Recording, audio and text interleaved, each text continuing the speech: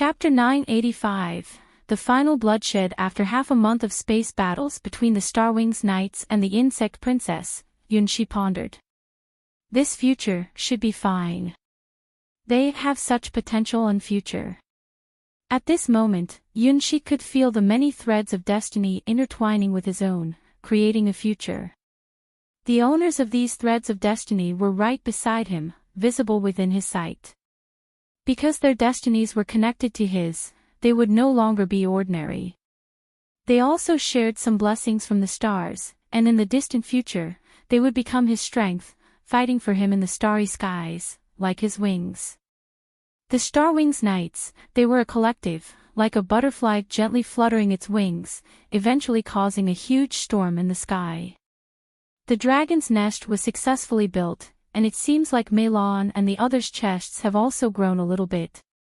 Remembering the scenery he observed in the future with the Starwings Knights, Yunshi had a bold speculation. The plan to capture the demon dragon by the Starwings Knights seems to have been successful, or at least partially successful. Looking at the confident expressions and improved figures of the civilian girls in the more vibrant future Starwings Knights, it appears that everyone's chests have developed better. This future seems closer to the present timeline than 1,000 years after Cassina the battle god, making it more real. Since this was a large-scale celestial battle, Yunshi didn't directly participate as an observer. However, based on the rule that the more connection seeds, the stronger one's power, he also had the strength of the legend rank in this future. The huge dragon's nest has a close connection with him, and it seems that the construction of the dragon's nest is closely related to him. He voluntarily entered the deepest part of the dragon's nest and saw the white holy dragon sleeping, effortlessly gaining the highest authority of the dragon's nest. It seems that the highest authority was originally his possession. So, this kind of future exists too.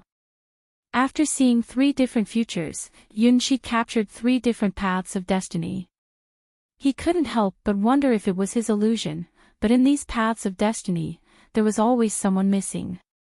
Why, in all these futures, is Huahua missing?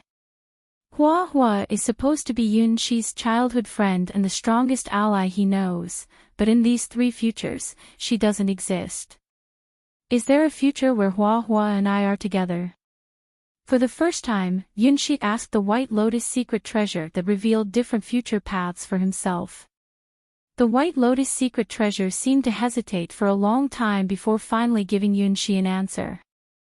That path was hidden in the most inconspicuous corner among all the paths, and it could even be said that its existence was precarious. In the future world line shown by the White Lotus secret treasure to Yunshi, this line was the most unstable, like a kite string that could break in a storm at any moment. Just by looking at this line that seemed like it could disappear at any moment, Yunshi instinctively sensed that there were problems within it. Would the White Lotus secret treasure be unable to complete its calculations for the future of him and Huahua? Was this the problem of the White Lotus secret treasure, or was it the problem of him and Huahua? No matter what, I will see. Yunshi believed that the future could be changed. Even if he had 3 possible futures that could be called glorious, Yunshi was willing to believe that his future would definitely include being with Huahua. That was a strange scenery unlike the landscapes in the human world. In the enormous ruins, a girl cried as she raised the Dragon Emperor's sword towards her lover. Why is it you? Only you, only you. I can't accept it. What's going on here? Yunshi, stunned, watched as Huahua approached him with a drawn sword, a sight he had never seen from her before. Huahua, can you please let me explain? In this timeline, Yunshi's gaze seemed even gentler and more forgiving than usual. Whenever he looked at Huahua, it was like he was looking at a child who would never grow up. No. You're not my little she. Someone like you is not my little she. Liar, big liar. The more gentle Yunshi's voice became, the angrier Huahua became. Alphyllis, Milei, Yili, the Starwings Knights, all can be forgiven. But, this time, I can't forgive you. Why did you betray me, May? A cluster of green hair stood up like a knife, coldly locking onto Yunshi's neck. You are my enemy. May. What on earth is going on? Yunshi was completely puzzled by this future. What kind of misunderstanding had happened between him and Hua to result in such a bloody scene with Azura? Hua. How did we end up like this? Yunshi in this future, with a hint of sadness and world weariness, seemed much more mature than the present Yunshi.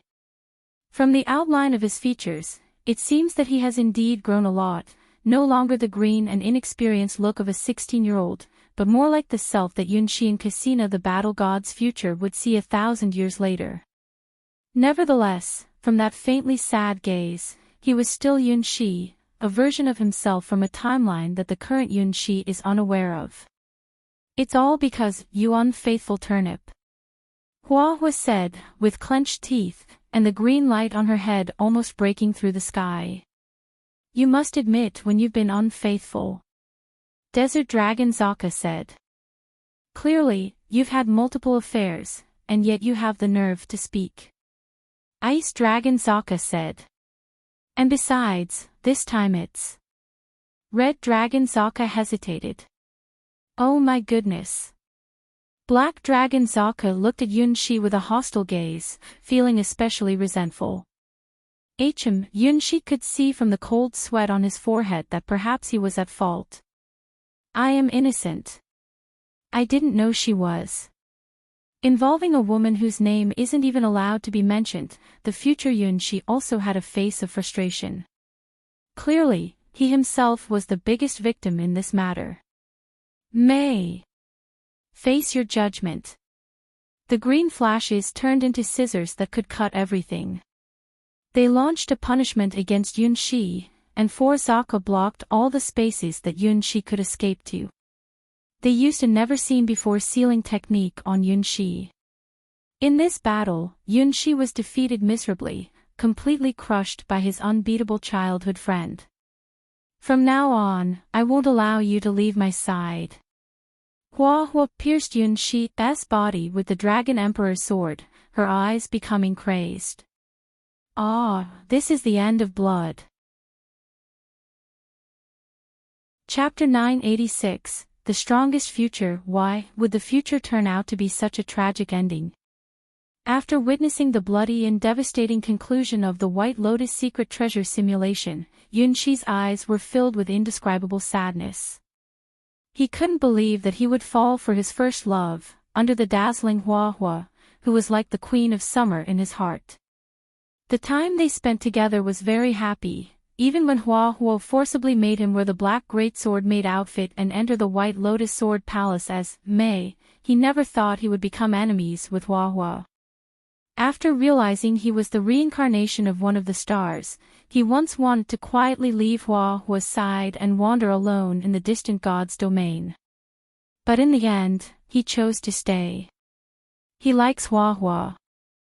Hua must have liked him too. Yunshi had high hopes for a beautiful future together, but the future that White Lotus secret treasure presented to him was a big disappointment. It shouldn't be like this.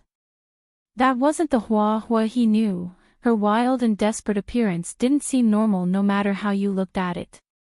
Like a summer queen shining in the clear sky, Hua turned into the embodiment of blood and fire, her uncontrollable anger leaving a huge psychological shadow on Yunshi. Yunshi never imagined that there would be a day when he would become an enemy with Hua. Since he was very young, Hua has been his invincible idol.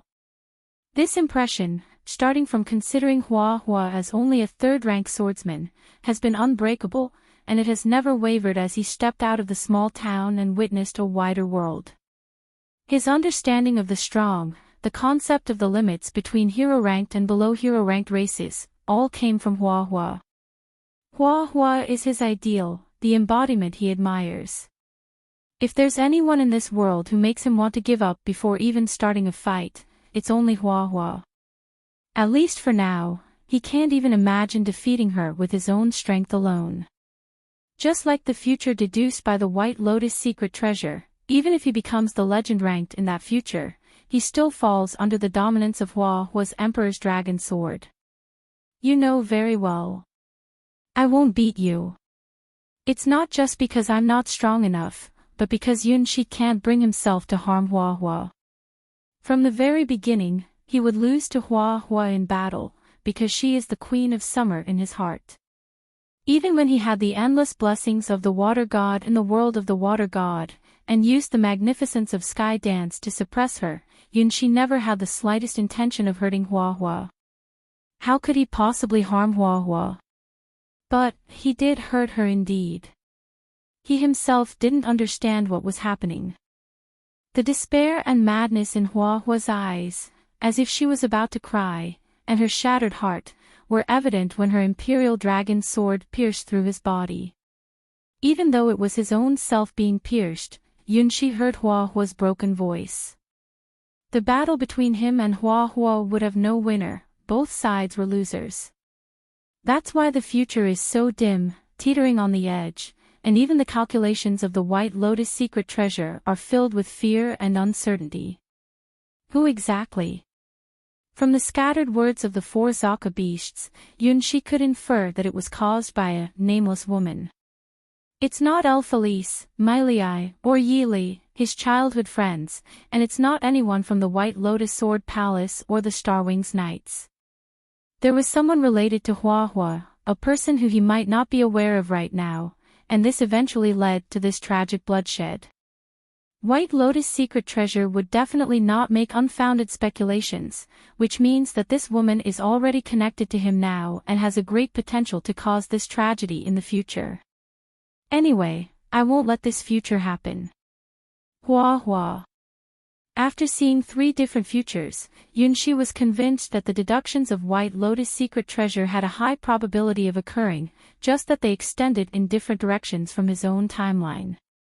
Truly representing the rules of world wisdom, the sacred tree Linjia, a crystallization that even the sky sword Yunhai admires, is an unique flower that can make the world believe lies with just one petal. I will forgive you. I will definitely prevent you from seeing this kind of future. The previous 3 futures, in a certain sense, led to hopeful timelines, except the one where Hua is involved, which is full of tragedy and bloodshed. Even so, Yunshi chose to believe in Hua and forgive her. If it really came to that point, it wouldn't just be Hua who was wrong, but rather there would be a greater possibility that he himself made the mistake. Knowing Hua's personality, even if Yunshi married Milei, Yili along with her, and brought all the Starwings Knights back home, he could not possibly fall into such despair. Just as he would forgive Hua unconditionally, she would never fall into that kind of dark state unless forced into a desperate situation. With wings that soared above the world, Hua was a free-spirited queen. Even if it was 1,000 years later, she would definitely continue to be with him. Yunshi had no doubt that she could reach the legend ranked.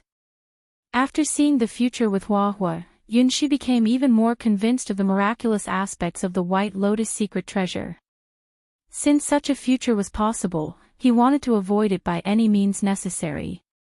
Therefore, he no longer looked at the countless different future paths, as it would waste a lot of time and make his future choices more uncertain. For the last time, I want to know the strongest future I can enter now. Yunshi asked himself seriously, abandoning unnecessary distractions and opening many convenient doors with the White Lotus secret treasure. This time, the quiet moment of White Lotus secret treasure was even longer than the time it took to deduce Yunshi and Hua's future together. The most tragic future and the strongest future are, in a way, similar. It takes more than a moment to deduce them. However, that kind of future does exist. Sacred Tree Linjia can see, among Yunshi's countless intertwined threads of fate, the path that leads to the deepest and darkest future.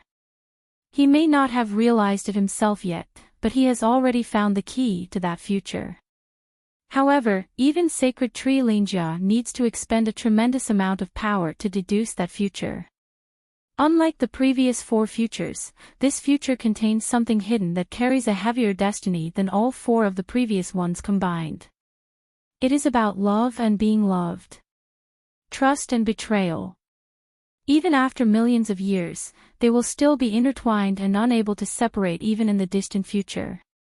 In the River of Destiny, Yunshi has grasped that thread, awakening the existence that will create the most terrifying legend in a certain timeline. Do you truly want to know? For the first time, Linjia, the origin of the White Lotus secret treasure, spoke to Yunshi. Yes, give me the strongest future. At least let me know what I can achieve at this moment. Yunshi also understood that the future deduced by Sacred Tree Linjia would not appear without reason. It was all strictly deduced based on everything he currently possesses. The Sky Sword Yunhai once obtained the ultimate answer of the Yunhai Quadrant Sword here, creating the non-existent cat that drove countless mathematicians and even deities crazy. His first path is a future with the Golden Crow Princess, based on the high compatibility of his star wings and the Golden Crow Princess. The second path is a future with Teacher Cassina the Battle God after stepping into the River of Time, a bond between master and disciple. The third path is the future of the Star Wings Knights, created by countless connected seeds. The fourth path is the future that leads to the tragic ending of falling under Hua's sword. At this moment, Yunshi also wants to know what the strongest future he can achieve will look like. If he wants to change the tragedy with Hua, he will need strong power, at least a future that gives him confidence to stand against Hua. This future, it will require you to give up your highest mark. Sacred Tree Linjia, the source of the White Lotus secret treasure, informs Yunshi about the cost he must pay to see this future. Without a doubt, Yunshi has been able to overcome challenges and master the Gigabit Wings sword technique that suits him best. The highest level mark recognized by the White Lotus secret treasure has played an important role, and it may continue to have a magical effect in the next stage of the trial. But now, Yunshi has no hesitation. The highest level mark of the White Lotus secret treasure is very precious, but what Yunshi wants to know more is what his strongest future looks like. Only then will he have the confidence to change the tragic outcome with Hua. Sure, go ahead and use it. For others, the highest level White Lotus secret treasure imprint is a treasure they would never let go of, but for Yunshi, who is not focused on the White Lotus secret treasure trial itself, it is something he will use when necessary. For him, this future deduction might be more important than the reward for the final trial of the White Lotus secret treasure. You will see the abyss. After the profound hint from the White Lotus secret treasure, all the paths around Yunshi disappeared, leaving him alone in a vast void. No, not all paths disappeared, there is still one path remaining. To be precise, that cannot be called a path to the future, because this path is beneath Yunshi's feet. When Yunshi's eyes were filled with the sparkling paths, it was impossible for him to notice the path beneath his feet. That path was none other than an abyss itself, instantly swallowing Yunshi. My master. Are you truly willing to come to this side? A voice that seemed familiar echoed in Yunshi's ears as he fell into this endless abyss. In no time at all, Yunshi fell deep into the abyss. There was no light here, only a large group of multi-legged creatures that lived in the shallow regions of the abyss, resembling various kinds of squids. Yunshi had seen these creatures during the sacrifice ceremony of the divine priestess. They were ultimately incinerated by Sunwalker Hula Azda, the embodiment of the sun god, and turned into a string of barbecue. Even though they were referred to as evil gods outside, they were just the inhabitants of the surface of this abyss. The region where Yunshi fell was far beyond this area. The contamination continued to deepen, and the whispers of ancient gods filled Yunshi's ears. Want some candy? This is a very comfortable and cozy world here. Don't worry about anything, just have a nice sleep, and when you wake up, the world will be different.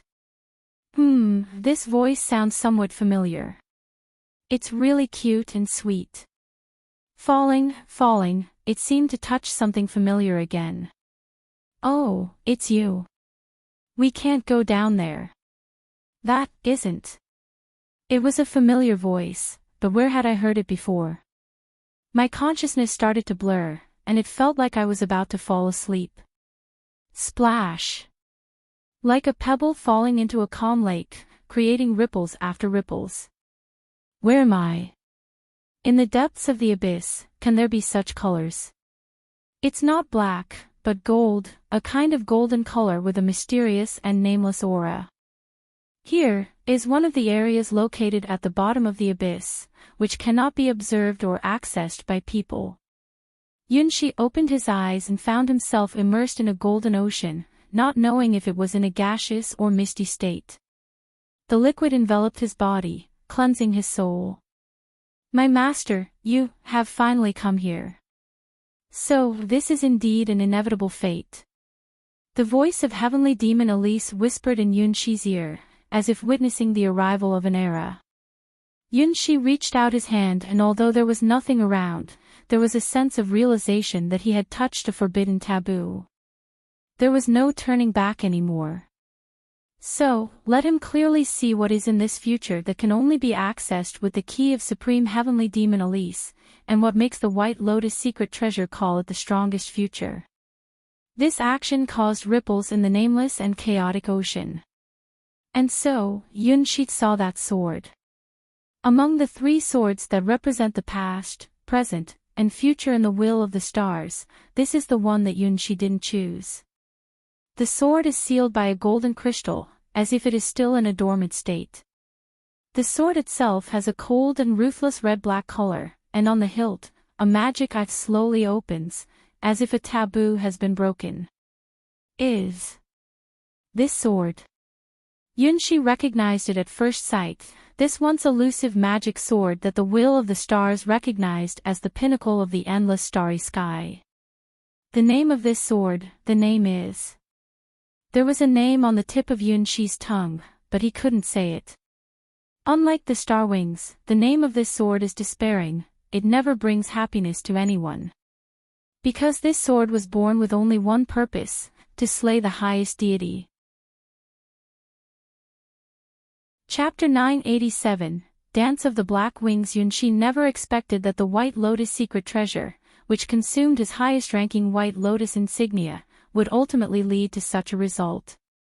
This sword was one of the three strongest swords he had glimpsed in the past, present, and future memories of the star spirits, which he had chosen as his exclusive god weapon during the purification of the star's will.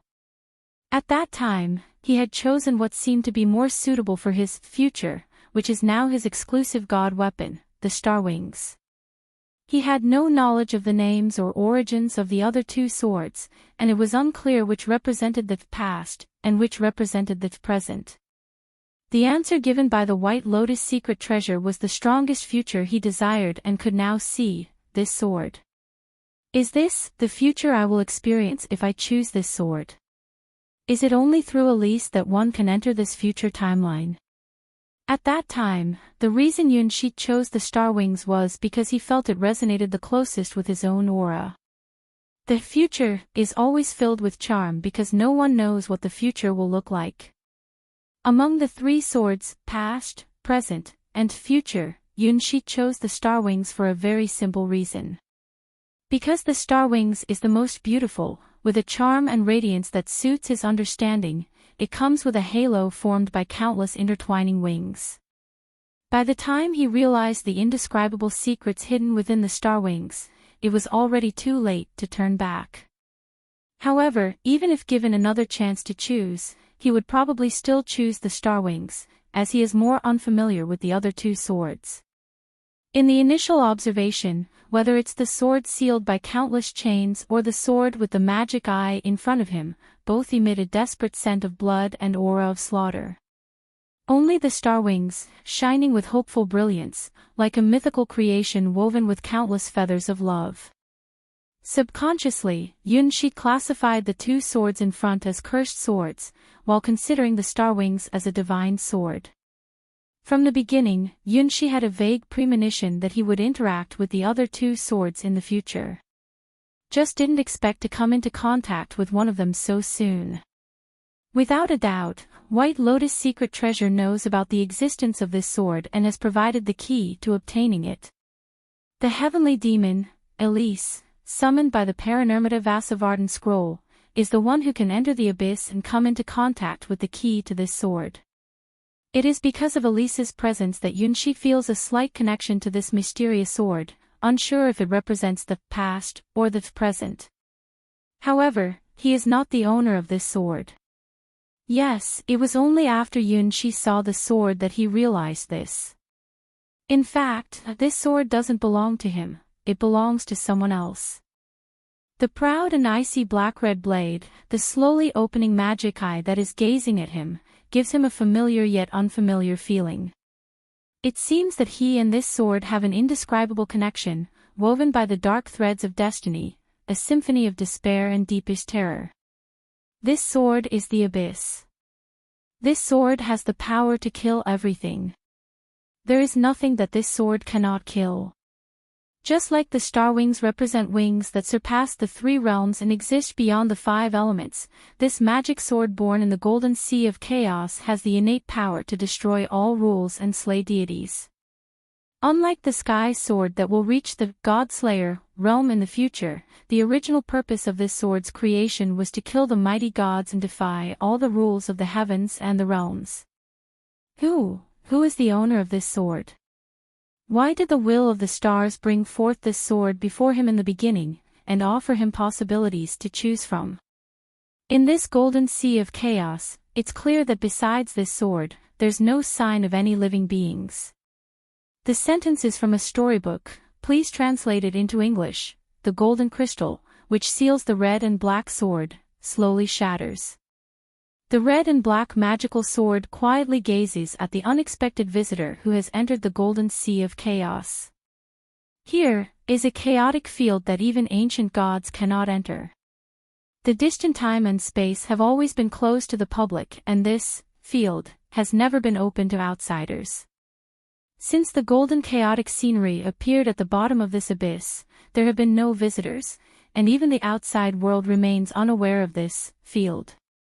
So, who gained the coordinates here and crossed the endless spiral corridor to arrive at this golden sea of chaos that should not be observed by anyone? There is only one answer. It is the owner of this golden sea of chaos who brought this person here. Only she can do this, but she herself is still in the process of being nurtured, just like this golden sea of chaos. In place of her slumbering, one of her incarnations, similar to a mythical dream elf, collects the abyssal breath from the outside world, eternally immortal. It is a fate of sorrow burdened with bloodshed and killing, engaging in unending battles with unbeatable opponents, falling time and time again on the battlefield, unable to live or die. Through a more ancient existence than this golden sea of chaos, that girl made a contract with this field, gaining eternity and a true name that doesn't belong to humans. Elise, the goddess of war, with her unrivaled beauty and the dancing sword known as the Killing Princess. Why did Elise choose to open the endless spiral corridor lock that no one else could unlock from the outside and bring outsiders into this golden sea of chaos? How did this human manage to come here, a place that even gods cannot enter, representing infinite darkness and corruption, untouched by any contamination? Ishtar. Who is he? The sound of swords echoed in the endless golden chaos sea, as the demonic sword ruling over the chaos sea asked the endless god's domain and one of the embodiments of the golden sea of chaos master, the supreme heavenly demon, the only one connected to this place. He is my master. The voice sounded slightly confused, as if the owner of this voice was also in doubt at the moment. Returning to the golden sea of chaos that gave birth to her, she seemed to suddenly understand many things, while the memories belonging to the Killing Princess were also falling apart. Everything after becoming the supreme heavenly demon, everything while alive, and the memories of the other 3 superior heavenly demons within her body, were all starting to be released. The allure of the heavenly demon, Saint Demon's wisdom, Azura's intent to kill, and the power contained in the true name Elise, everything was going mad. She herself couldn't understand the concept of this golden sea of chaos. Just by coming here, her own existence started to dilute. Yunshi could immerse himself in the golden sea of chaos without being changed because he had a soul that could not be affected by anything, whether it was the whispers of ancient gods or the pollution of the abyss. His blessed soul was protected by the stars. In other words, only when Yunshi himself had problems would his own soul collapse, and it would never be polluted and destroyed by external forces. This applies even to the chaotic atmosphere of the ocean that contains the power to destroy even the supreme heavenly demon. How do you have a master? You only have one master. The changes in Elise seemed to surprise even the magical sword. The concept of Elise's existence died long ago in her battle with Cerberus. She left behind the Black Maid's outfit and the sword, representing the legacy of the Great Sword Maid. The once-killing princess has long been annihilated, leaving behind only the heavenly demon, transformed from her soul. Through a contract provided by an ancient being, Elise became a partial vessel for the master of the Golden Sea of Chaos, which is still gestating. She collects the essence of despair and slaughter, walking on the battlefield of the endless god's domain. She no longer needs to personally engage in slaughter, just calmly observe the killings, madness, despair, and blood of these intelligent beings to gather corresponding abyssal power. After a certain period of time, she returns to the Golden Sea of Chaos and provides the collected abyssal power as samples here. Elise, the goddess of dawn and Venus, symbolizes endless wars. Perhaps, since she obtained this name, she has been connected with some mysterious existence. I am Elise. No. I am also Ishtar. Dawn's Venus. Elise, who separated from Yunshi, held her forehead, feeling weak and unstable all over her body. Returned, you are severely damaged. The magic sword issued a mandatory command, making Ishtar return to the inside of the sword. Elise, whose self-being began to disintegrate, quickly returned to the sword. That place was the dwelling of her heavenly demon form and the entity of her supreme heavenly demon form. Witnessing this scene, Yunshi finally understood that Elise was indeed a part of this sword. She was the only tendril extending from this golden sea of chaos to the endless god's domain. Elise is a part of this sword. As Elise forcefully returned, Yunshi instantly felt the connection between himself and the sword. It was a bridge built by Elise's presence, connecting him and the magical sword. The proud and unknown sword stood silently in the center of the golden sea of chaos, waiting here for millions of years. The owner of this golden sea of chaos had not yet been born and was like the golden crow princess nurtured by the queen mother of the West, trapped in a chaotic and ignorant shell. Waiting for her to open her eyes and pull out this magic sword, the endless starry sky will tremble for her. She will be the born demon king, the legend that slaughters the gods. Why is this my future? Yunshi couldn't understand why he came here and knew such a secret that could shock the entire endless god's domain. Clearly, this sword doesn't belong to him, at least not to him now. Unlike the Star Wings, this sword has already distinctly chosen its owner and has been waiting for her awakening. So, why would this be the strongest future for myself as shown by the White Lotus secret treasure? Do you desire power? The magic sword standing in the center of the chaotic sea emitted a soul-shaking sound after forcibly retrieving the key that could open the golden door of the chaos ocean. If you want power, why don't you make a contract with me? Offer the blood of the gods as a sacrifice to this ocean, the master of this ocean. Ah, is this the future that awaits? It's not the Star Wings, but the future that chose to make a contract with this magic sword. It turns out that such a future is also possible, and the calculations of the White Lotus secret treasure were not wrong. From the moment he met Elise, this future had already begun, but he himself didn't realize it. Elise is not only the legendary Great Sword Maid, the killing princess, but also the goddess of the morning star, the key to opening the golden sea of chaos. Tell me your name. Even though it seems like they are asking Yunxi, he actually doesn't have a choice. From the moment he entered this vast and chaotic golden sea, there was only one destiny.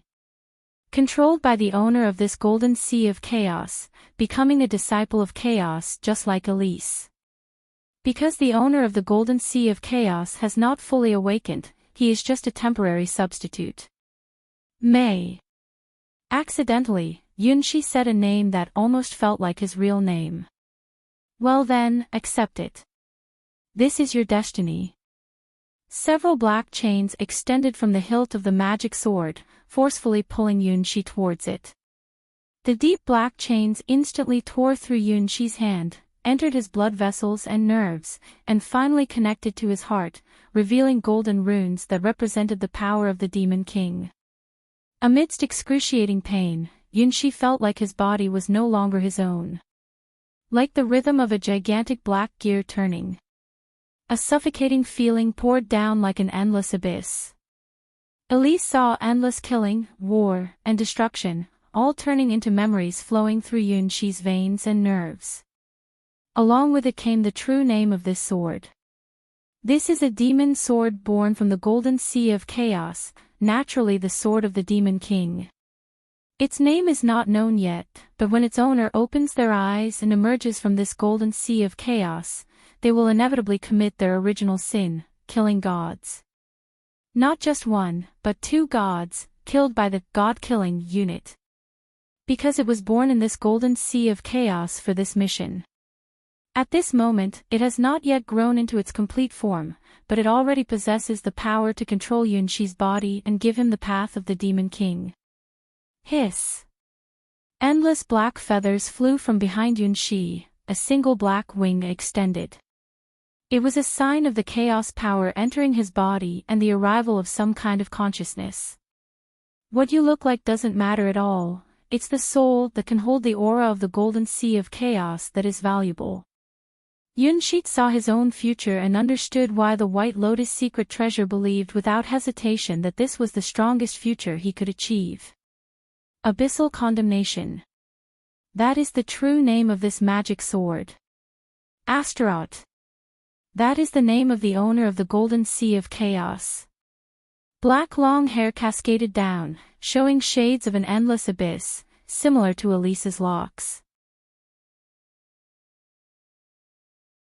Chapter 988, The Arrival of the Demon King Astaroth. In the moment when Yunxi uttered the true name of the master of the golden sea of chaos, he felt an unprecedented sense of expansion. This feeling even surpasses the awakening after experiencing thousands of years in the Time River with teacher Cassina the battle god. Even if thousands of Starwing's night seeds are combined, they cannot achieve it. Even the Golden Crow Princess, who is high above and dances in the 33 heavens, feels a bit overshadowed. This power comes from the abyss, from the golden sea of chaos, from the demon king named Astaroth. The red and black magic sword named Abyssal Condemnation naturally falls into Yunxi's hand, emitting a soul-shaking sword sound. Sword, pull out this sword. After pulling it out, the world will be different. This is what White Lotus secret treasure sees, the strongest future for Yunxi in the river of fate that can be captured. Become the Demon King. The Abyss Demon King has the power to kill gods, and is not like the imaginary supreme heavenly demon Elise. The disciple, bearing the name Astaroth, became the master of the Golden Sea of Chaos. The ancient Golden Sea of Chaos hopes for such a future and has specially granted Yunxi the qualification to use the most powerful magic sword, Abyssal Condemnation, because they were captivated by his unique soul. With Elise, the duplicate of the master of the Golden Sea of Chaos, as the key, Yunxi opened a path to an endless unknown future. The entire Golden Sea of Chaos boiled when Abyssal Condemnation was pulled out. It is a power even darker than dusk. The power of the Golden King of Darkness, deriving from the endless chaotic sea, is darker than pitch black and deeper than night. She is the abyss, she is destruction, she is slaughter, she can bring about the end of all things. As long as you possess Abyssal Condemnation, even gods can be slain by you. Everything foolish standing in front of the abyssal condemnation will turn into history's dust. A dark abyssal light fell from the White Lotus secret treasure crystal ball. Wearing a pitch-black armor, with beautiful black long hair, an elegant and slender figure, and chaotic golden eyes, a shadow stepped onto the battlefield. Her opponent is Charon, the prince of the black demon dog and a descendant of the terrifying Cerberus from the depths of hell. In the future deduced by the White Lotus secret treasure, Charon inherits exceptionally pure Cerberus bloodline, with a huge dog head manifesting and wearing ancient and heavy royal armor. The sky is useless and dying stars. Death is with me. Charon, transformed into a giant dog-headed emperor, let out a deep roar. He has already won 10 consecutive victories since joining this battlefield.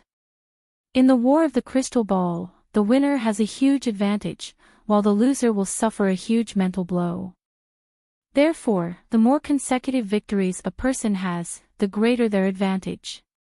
From this point, it can be seen that this trial is biased. Only those who have the highest potential and can unleash the power of their future desires to the fullest can make it to the end. Losers have no rights. The prince named Charon, with the bloodline of Cerberus fully awakened, is undoubtedly an elite on the battlefield of the Crystal Ball. His bloodline comes from Cerberus in the divine era, a hellhound that surpasses the evil gods. Transformed into the form of a giant dog-headed emperor, with each opponent he defeats, he can taste the pleasure of absorbing their souls. After absorbing souls 10 times in a row, he believed that as long as he continued like this, he would be invincible in this crystal ball battlefield, at least that's what he thought. Until this moment, he encountered a figure behind him with a single black wing, named Astaroth, who held the future. Trembling, Charon's giant dog paw involuntarily trembled when facing the invisible pressure emanating from the dark figure, despite the power of absorbing souls being stacked 10 times. He became extremely panicked. What's going on? What happened? Why is his body trembling when he already has the power from his ancestors and the ability to absorb souls from the real Cerberus? As the terrifying monster dog, Cerberus, who has resurrected from the divine era, Cerberus has a true immortal body. How could he be afraid of a human? No, is this really a human? Why does the soul tremble just by looking at this figure, as if seeing a natural enemy? I am the mighty dark wrath beast, the bloodthirsty hunter, the emperor of the Cerberus. How can I lose here? I will devour your soul. Charon lunges forward, opening his blood-filled mouth and launching a primal attack on his enemy. Roar of terror, emit a soul-shaking roar, lowering the enemy's fighting spirit and causing them to scatter and flee. Bloodthirsty trail, marked enemies cannot escape and leave visible traces that can be pursued until death. Soul absorption, gain a portion of the opponent's soul power after killing them. The stronger the enemy, the more soul power is obtained. Endless tearing, using his sharp claws to tear apart the opponent's body, making them unable to resist. In an instant, Charon activated the 4 innate abilities from his Cerberus bloodline. This would be impossible in the real world, but this is the battlefield of the Crystal Ball game. This is his future form, a manifestation of the Cerberus's killing instinct. Astaroth looked at Charon rushing towards him, with no intention of drawing his sword. An opponent of this level doesn't deserve to make the Demon King from the abyss draw his sword. Extending his snow-white fingers, the dark flowing light from the abyss danced at his fingertips, and then gently flicked. Crack! In an instant, Prince Charon, who awakened his Cerberus bloodline, turned into a pile of unrecognizable shredded meat, then blew away to the edge of the horizon.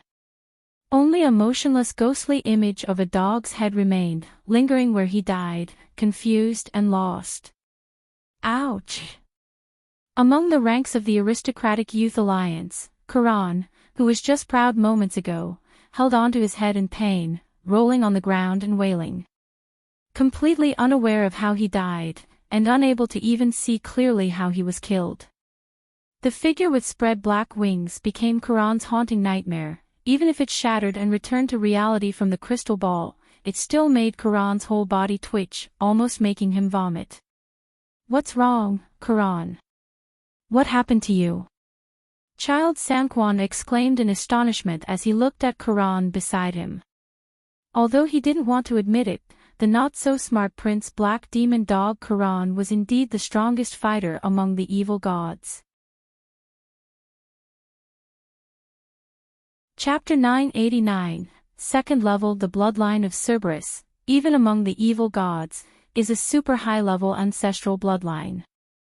Even though I heard that Cerberus itself is not very smart, it is really powerful. It is even strong enough to eat gods. Not so strong, long ago being controlled by those ancient gods who loved to play with people's hearts and distort reality, died countless times.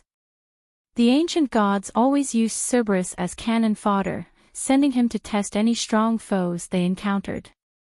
If any unit other than Cerberus had been used like this, they would have died beyond the point of death.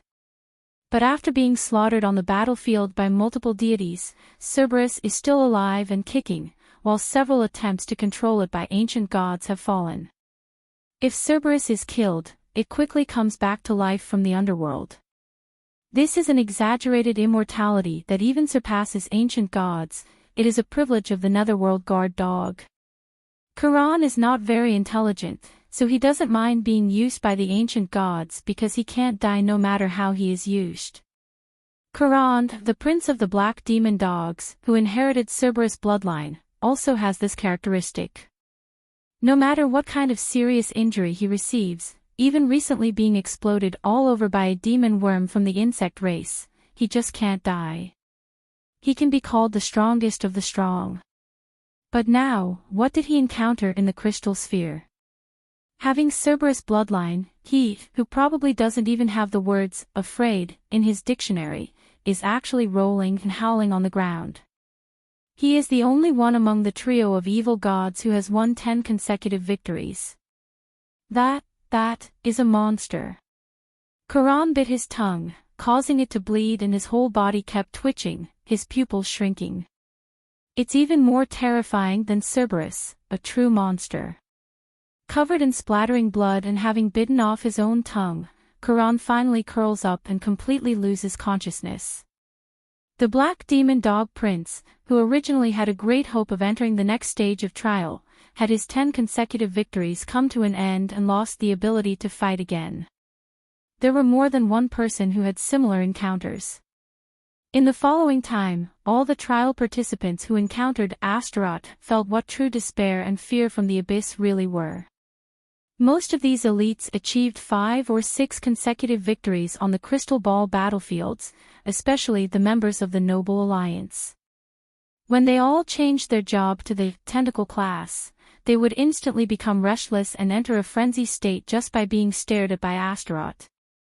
The tentacles, which were originally their greatest fighting power, began to contract and twitch one by one under Astaroth's gaze, eventually even dissolving automatically. Compared to the Black Demon Dog Prince who dared to counterattack Astaroth, these tentacles couldn't fight back at all. They would self-destruct just by being stared at by Astaroth. It was a natural reaction of the ancient god power within their bodies sensing a more terrifying presence. It was the instinctive response of a lower-level demonic creature encountering the Demon King. Astaroth could easily control these lower-class tentacles with just a look. That is the absolute dominance of a Demon King's rank. Shortly afterwards, no one was eligible to appear before Astaroth in the first layer of the crystal orb. After leaving a huge psychological shadow on the participants in this layer with a crushing attitude, the Demon King from the Abyss automatically advanced to the second layer of the crystal orb trial. Here, only the strong ones who have proven their strength, like the great Xia Emperor Xia Jia, and gained recognition from the White Lotus secret treasure, are qualified to step into the battlefield. If the first layer of the crystal orb trial only selects elites who can reach the hero rank limit, then starting from the second layer, this is where the seed players with the potential to achieve the legend rank belong. The Prince of the Black Demon Dog, who had just achieved 10 consecutive victories, should have been a member of this layer. Unfortunately, in the final advancement battle, he encountered the late participant of the crystal orb, Astaroth. This time, the one appearing before Astaroth was the great Xia Emperor who had made a remarkable start in the crystal orb battlefield, the Black Dragon Emperor Xia Jia, who commanded the 12 Black Cavalry. Although Xia Jia lost to Xiao Chao once, he still managed to break through to the second layer with the advantage of the legion formed by the 12 Black Cavalry, and achieved a record of 7 wins and 1 loss, proving himself to be an outstanding elite even among the seed players in the legend ranked. With only 1 loss, he was defeated by a knight order stronger than him, the Starwings Knights led by Huayu. Huayu, the captain of the Starwings Knights, sought a future that Yunxi had once glimpsed. That was the Starwings Knights coming together, the future where all members fought side by side, and she was more excited for the growth of the Mei Knight Order she led than her own growth. Her wish became a reality. The small Starwings Knights all advanced to hero ranked and became the ideal embodiment of Huayu. The great Xia Black Dragon Emperor's 12 Black Cavalry were defeated head-on by the Starwings Knights, led by Huayu, who had a total of over 40 members. Just after a recent defeat, Xia Jia took 15 minutes to recover her strength, analyze the reasons for her failure, and then armed herself again, preparing to continue her rampage. There will never be another exception like the Starwings Knights. The reason he lost just now was that he encountered tactics and natural enemies that completely countered him. Huayu, who possessed all the members of the Starwings Knights, sent Xiao Chao to charge into battle and unleash the special abilities of all the members of the Starwings Knights. In the Legion battle, the number of the 12 Black Cavalry was completely overwhelmed by the Starwings Knights. The general is going to fight again. Xia Jia just lost to Xiao Chao once, and now he has some mental shadows. Whether it's soldier against soldier or general against general, it's a complete defeat. Xia Jia can't refuse to accept the fact that he lost to the entire Starwings Knights. The Starwings Knights are like his archenemies, he can't find any way to win against them. But, it's only limited to the Starwings Knights. Except for not winning against the Starwings Knights, Xia Jia has won all the other 7 battles. Now, he's confident that he will start a new winning streak this time. Look, there's only one person on the other side. And, she's a woman. An unfamiliar face, is she a newcomer to this level of battle? It looks like it's time to torment the newbie. He wants to show them how cruel this level of battle can be. Chapter 990, The Sword of the Demon King. Dying on this battlefield is just a temporary illusion. As long as you have a noble soul and strong will, you can overcome the aftermath of death. Xia Jia firmly believes in having a noble soul. Losing to the Starwings Knights was because they had that non-human creature, Xiao Chao. Having just one of those creatures is enough. This time, he's determined to get back the points he lost. His goal is not just this second level, but a higher area. What gives him this confidence is the great future predicted by the White Lotus secret treasure. The Black Dragon Emperor and the 12 Black Cavalry. Advance. Xia Jia said at this moment, almost completely in sync with the Black Dragon Emperor. However, this war seemed to be somewhat different from what he had imagined. The rare Black Dragon soul hovering behind the Black Dragon Emperor didn't attack on its own, but instead fell stiffly behind him. The entire body of the black flame formed by the dragon soul looked like a flickering candle in a storm, about to fall. Along with this, the Black Dragon Emperor, who was commanding the 12 Black Cavalry, also showed a hesitant attitude for the first time. There shouldn't be any fear in their emotions. Even when surrounded by 3 times as many enemies, the 12 Black Cavalry, as pure war machines, began showing clear signs of chaos.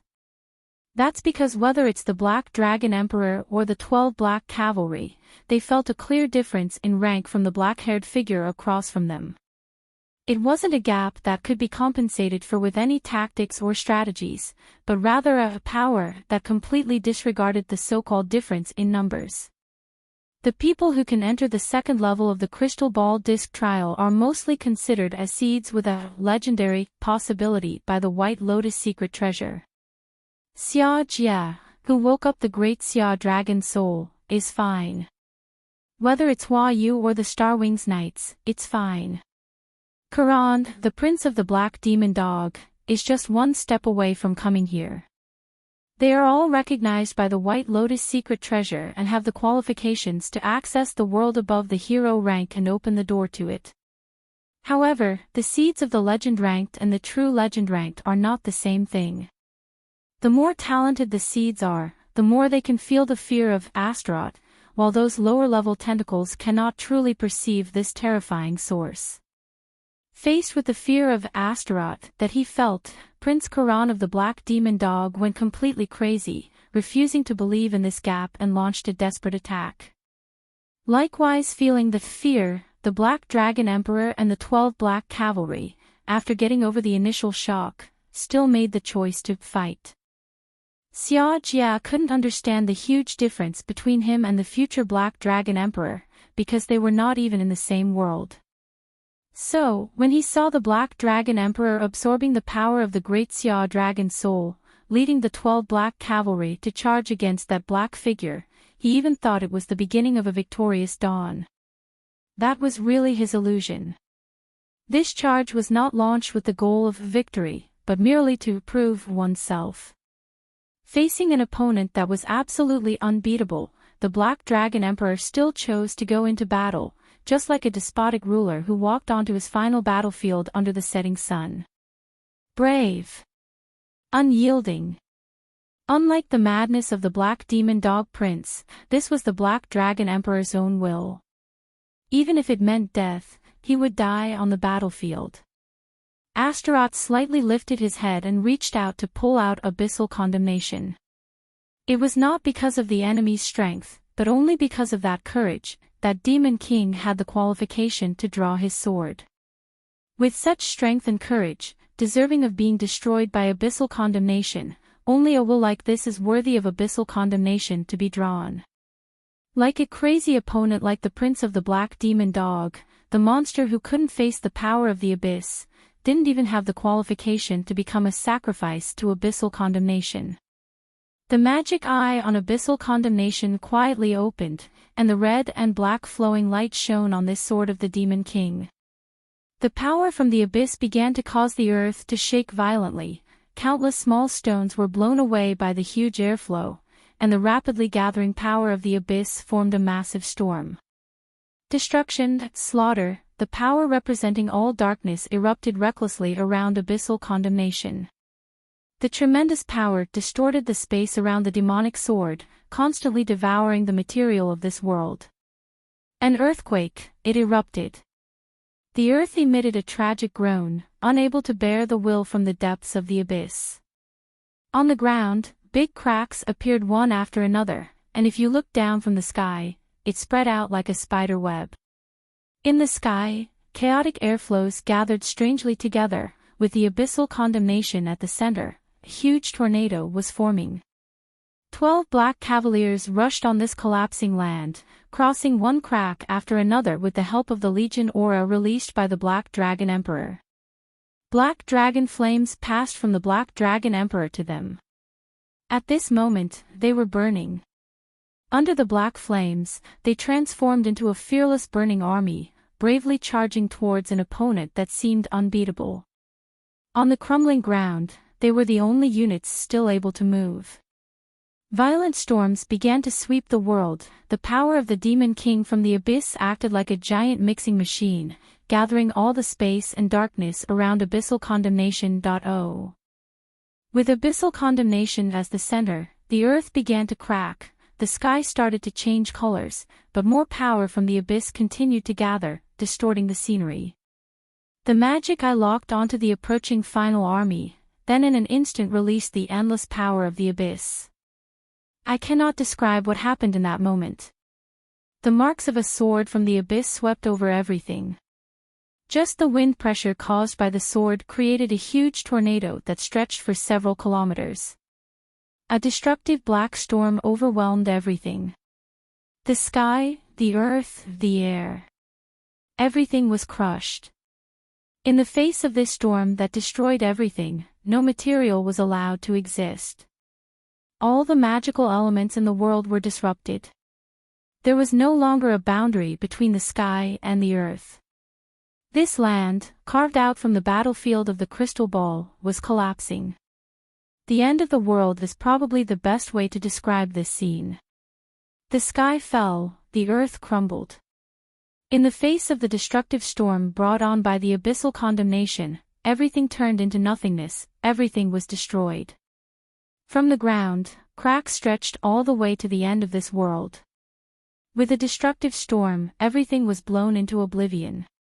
As for the Black Dragon Emperor and the 12 Black Cavalry, not even fragments could be left behind under this sword mark.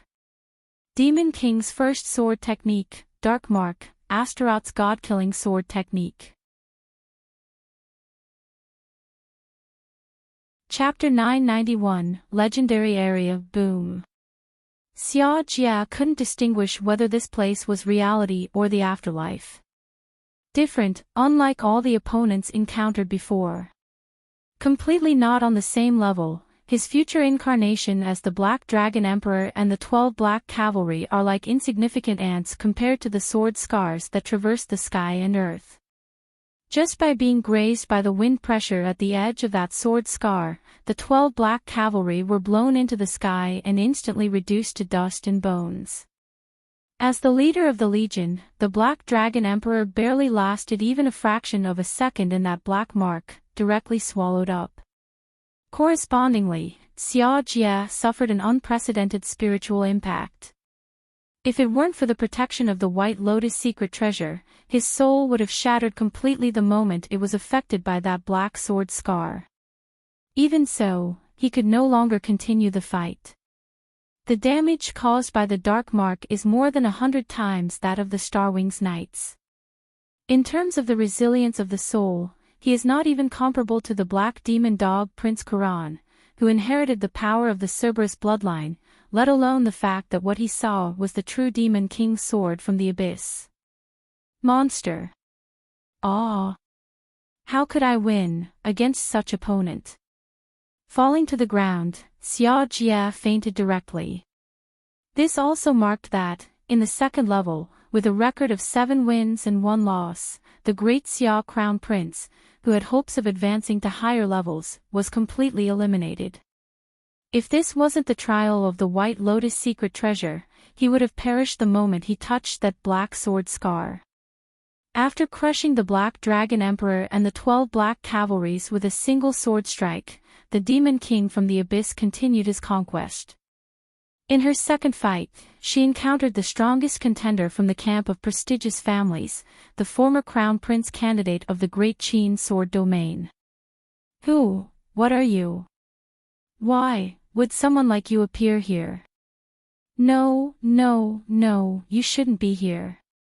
Similar to the Black Demon Dog Prince and the Black Dragon Emperor, the Yellow-Clothed Emperor could also feel the oppressive aura from the abyss. Compared to him, who relied on the power of the yellow robe to ascend to the throne, the overwhelming power of the abyss entwined around his opponent brought him to a state of despair. Even the one who lent him the power of the yellow robe in the abyss must retreat in the face of this person, not to mention him. Not a presence to be trifled with. Even if he had 100 times or 1,000 times more followers wearing the yellow robe, they would still be insignificant in the face of this terrifying being from the abyss. This is not an opponent that can be overcome through sheer numbers, but a more terrifying entity than the one behind him. When those nameless golden eyes of chaos stared at him, the part of his body that carried the breath from the abyss automatically submitted. This is an absolute gap in rank from birth, an insurmountable barrier.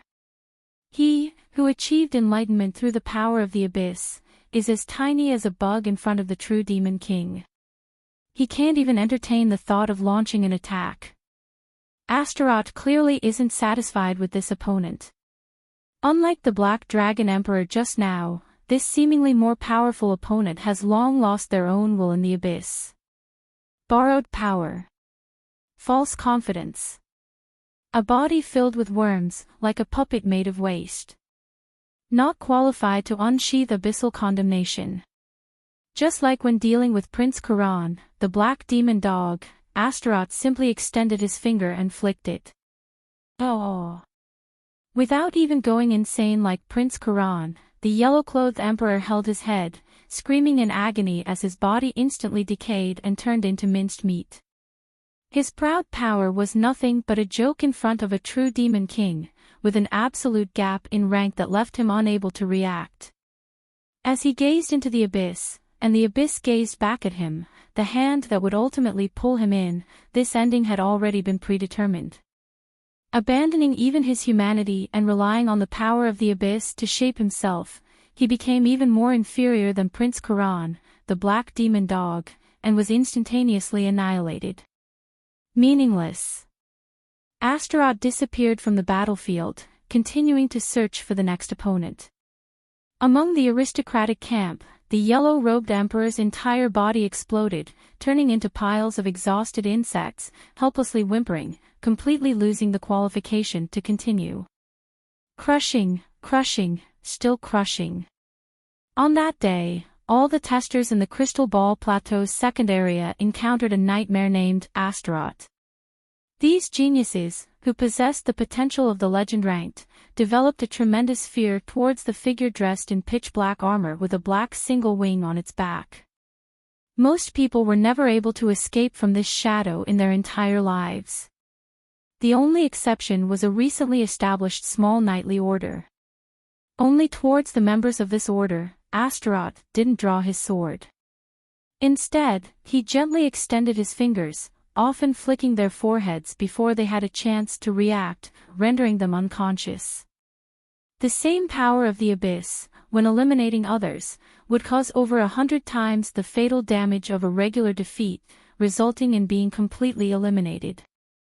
However, when dealing with the Starwings Knights, the power of the abyss that could have caused fatal injuries simply lightly touched their foreheads, causing them to faint.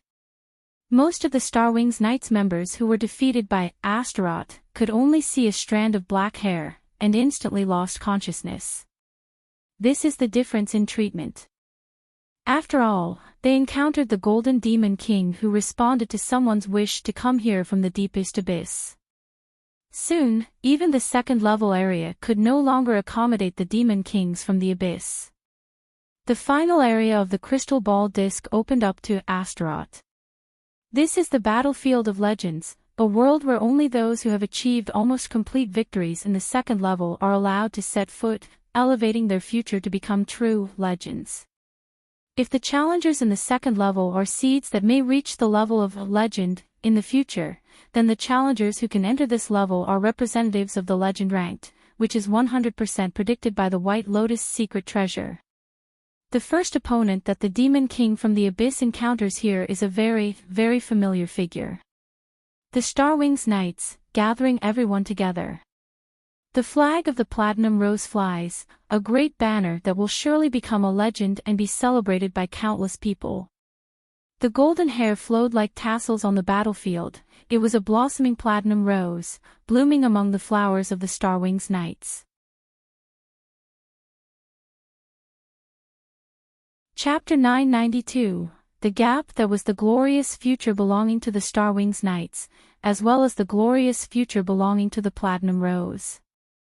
Unlike most other Starwings Knights members who worked hard on the second level, Huayu, as a member of the Starwings Knights, was never alone in battle from the very beginning.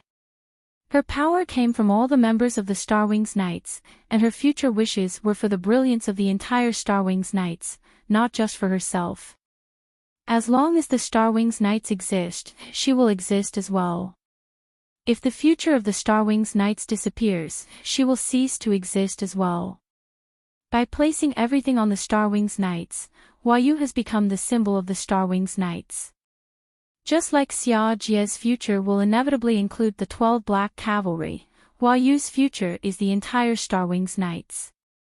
With the combined power of the Starwings Knights, she even entered the 3rd level of the Legend Ranked, which is the highest level of the 2nd phase in the entire White Lotus Sword domain, before Xiao Chao, who was the strongest individual fighter among the Starwings Knights at the moment. At this moment, she, leading the Starwings Knights, finally encountered the strongest enemy. The dark armor, the gently floating black wings behind it, and the red and black magic sword brought unprecedented pressure to Huayu. So strong. This is the power of the future. Huayu, standing in the center of the Starwings Knights, gazed at the enemy on the battlefield. Although there was only one person, the pressure she brought to Huayu far surpassed the recent Black Dragon Emperor and the 12 Black Cavalry. This is not an opponent that can be defeated by numbers. With the power of the army, she has entered the Legend Ranked, and she doesn't even feel the opponent's limit of power. The Starwings Knights will inevitably become a legend in the future. This is the deduction of the White Lotus secret treasure. And this enemy gives her a sense of oppression that even the Starwings Knights in the future legend cannot match. Sacred Cross of Light. Huayu raised the sacred cross shield in her hand and unleashed the Divine Legion skill that ultimately defeated the Black Dragon Emperor and the 12 Black Cavalry. A platinum shield appeared on everyone in the Starwings Knights, providing a Legion-level barrier defense.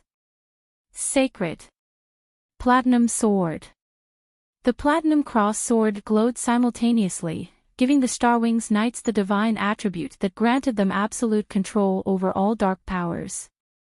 This is not Huayu's current ability, but a divine gift that will only appear after the complete awakening of her Platinum Rose bloodline in the distant future. The light of the cross can evenly disperse all of the opponent's attacks, which the entire Starwings Knights team then bears. As long as the shield is intact, the Starwings Knights will never be harmed.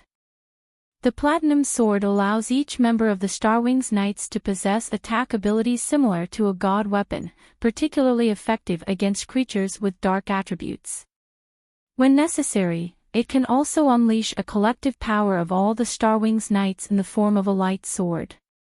The Black Dragon Emperor and the 12 Black Cavalry, blessed with the Great Xia Dragon Soul, were defeated by these two powerful divine abilities. With both offense and defense combined, the Starwings Knights with Huayu have almost no weaknesses. To break through the Starwings Knights, one must simultaneously overcome the Sacred Light and the Platinum Sword. Huayu herself is the one who wields the sword and shield of the Starwings Knights. Huayu has grown, hasn't she? Astaroth looked at the shining figure on the battlefield, the future belonging to that young girl and her Starwings Knights, a radiant and glorious sight. However, it seems that something is still missing. Has the dragon's nest been built yet? So, let's try to feel the power at the highest point of the endless god's domain, just like gently touching her soft cheek, and let the Starwings Knights experience it. The red and black magic sword glided through the air as light as a goose feather, then turned into 5 sharp sword waves tearing through the sky, moving towards the Starwings Knights protected by the platinum radiance. Each sword wave had the power of an overwhelming force, and this wasn't even the formal attack of the abyssal condemnation, just the aftermath caused by swinging the Demon King's sword. Everyone, defend! Huayu, experiencing the power of the Demon King level for the first time, took a deep breath and raised her Holy Cross shield high. The girls of the Starwings Knights raised their swords and assumed a defensive posture. Only one person fearlessly charged towards the 5 sword waves tearing through the heavens and earth. It was Xiao Chao, the exception in the Starwings Knights who had the privilege to act independently without obeying Huayu, the captain of the Starwings Knights. Unlike Huayu, who commanded the Legion, even though Xiao Chao was also a member of the Starwings Knights, she didn't entirely belong to Huayu's jurisdiction. Their relationship was like friends and rivals in real life. Unrivaled in the world. Just like she had torn through the military might of the Black Dragon Emperor not long ago, Xiao Chao, who had charged to the central sword wave out of the 5, unleashed her strongest skill. Among the chaotic dance of countless sword lights, Xiao Chao forcefully collided with that towering 100-meter sword wave. The unrivaled style with invincible attributes continuously bombarded the overpowering sword wave, directly depleting half of its strength. Boom! Like a matchstick blown away by a storm, Xiao Chao, who accomplished this feat, was blown away, tumbling through the air like a kite with a broken string. A hint of astonishment flashed in Hua Yu's eyes. Xiao Chao was the strongest solo combatant in the entire Star Wings Knights, even stronger than the squad leader herself. Despite giving it her all, Xiao Chao couldn't even break through a single sword wave, and this was only one of the 5 sword waves released casually by her opponent's sword swing. Is the difference in strength really this immense? Boom! Boom! Boom! Boom! Boom! 5 earth-shattering booms echoed throughout the Star Wings Knights camp, each sword wave creating a cloud of dust that stretched for several kilometers. The platinum light tried its best to protect the girls, but soon grew dim, flickering like a candle in the wind. With each explosion, members of the Star Wings Knights were carried away by the sword winds, just like Xiao Chao. After 5 consecutive explosions, only a few members of the Star Wings Knights were left standing. Chapter 993, Radiance of Courage, Cough. That was impressive. Ling Ling complained by Hua Yu's side, trying her best to stand in front of her and shield her from the wind and rain. This time, it doesn't look good. Mei Lan wiped the dust off her forehead, some settling on her hair, symbolizing the moment when her platinum shield was shattered. The Star Wings Knights gathered together, facing this wave of sword attacks, were like butterflies in a storm. Many people, already hit by the impact of the platinum shield, lost consciousness and fell behind the Star Wings Knights' position. The remaining few members of the Star Wings Knights stood up with great difficulty. Without the protection of the platinum shield, this wave of sword attacks could annihilate the Star Wings Knights. This is an unstoppable map attack, clearly launched by a magic sword, but there is no trace of abyssal power in it. It's just a phenomenon caused by swinging the sword. Captain, our opponents are very dangerous this time. Even a fool like Ling Ling could feel the immense difference in strength. I suggest we retreat. Mei Lan shook her head. This battle was like ants trying to move a tree. There was hardly any possibility of winning from the beginning. In my divination, there is no future in which we can win. Robin shrugged. This prophecy was too simple. She didn't even need the blood of the Robins to know that grim future. Yes, cannot win. This time, Hua Yu, the leader of the Star Wings Knights, had to admit that the Star Wings Knights had no chance of winning this battle. However, she didn't know why, but when she looked at the black figure, a natural urge to fight surged from her heart. Can you feel it too? Holding her chest, Hua Yu could sense her heartbeat accelerating. How should I put it? I feel really unwilling. Ling Ling gritted her teeth and stood tall. Always afraid of hardships and tiredness, and being sheltered since childhood, like sweet milk in a greenhouse, when she looked at the aloof black figure, she suddenly felt a fighting spirit. This is really unrealistic, irrational. Mei Lan took off her glasses, cleaned them, and put them back on. No matter how many times she calculated, she couldn't see any hope of winning. Even so, she wanted to challenge that black figure, which didn't seem like her at all. The future holds infinite possibilities. Even if we lose now, we should at least learn something. Maintaining a pessimistic attitude towards the future, while still making an effort to face it, has become a part of Robin's life. She comes from the bottomless abyss. That is something even darker than dusk. Darker than darkness itself, deeper than the night, ruler of golden chaos. She is a deep abyss, she is destruction, she is slaughter, she can bring about the end of everything. Everything foolish that stood in her way would be reduced to dust in the pages of history. The little robins shivered with fear, hiding behind Robin like never before. They were even too scared to look at the dark figure with mysterious golden eyes. Knights and the Magic Squad, return to the team. Swordsman team, return to the team. Support team, return.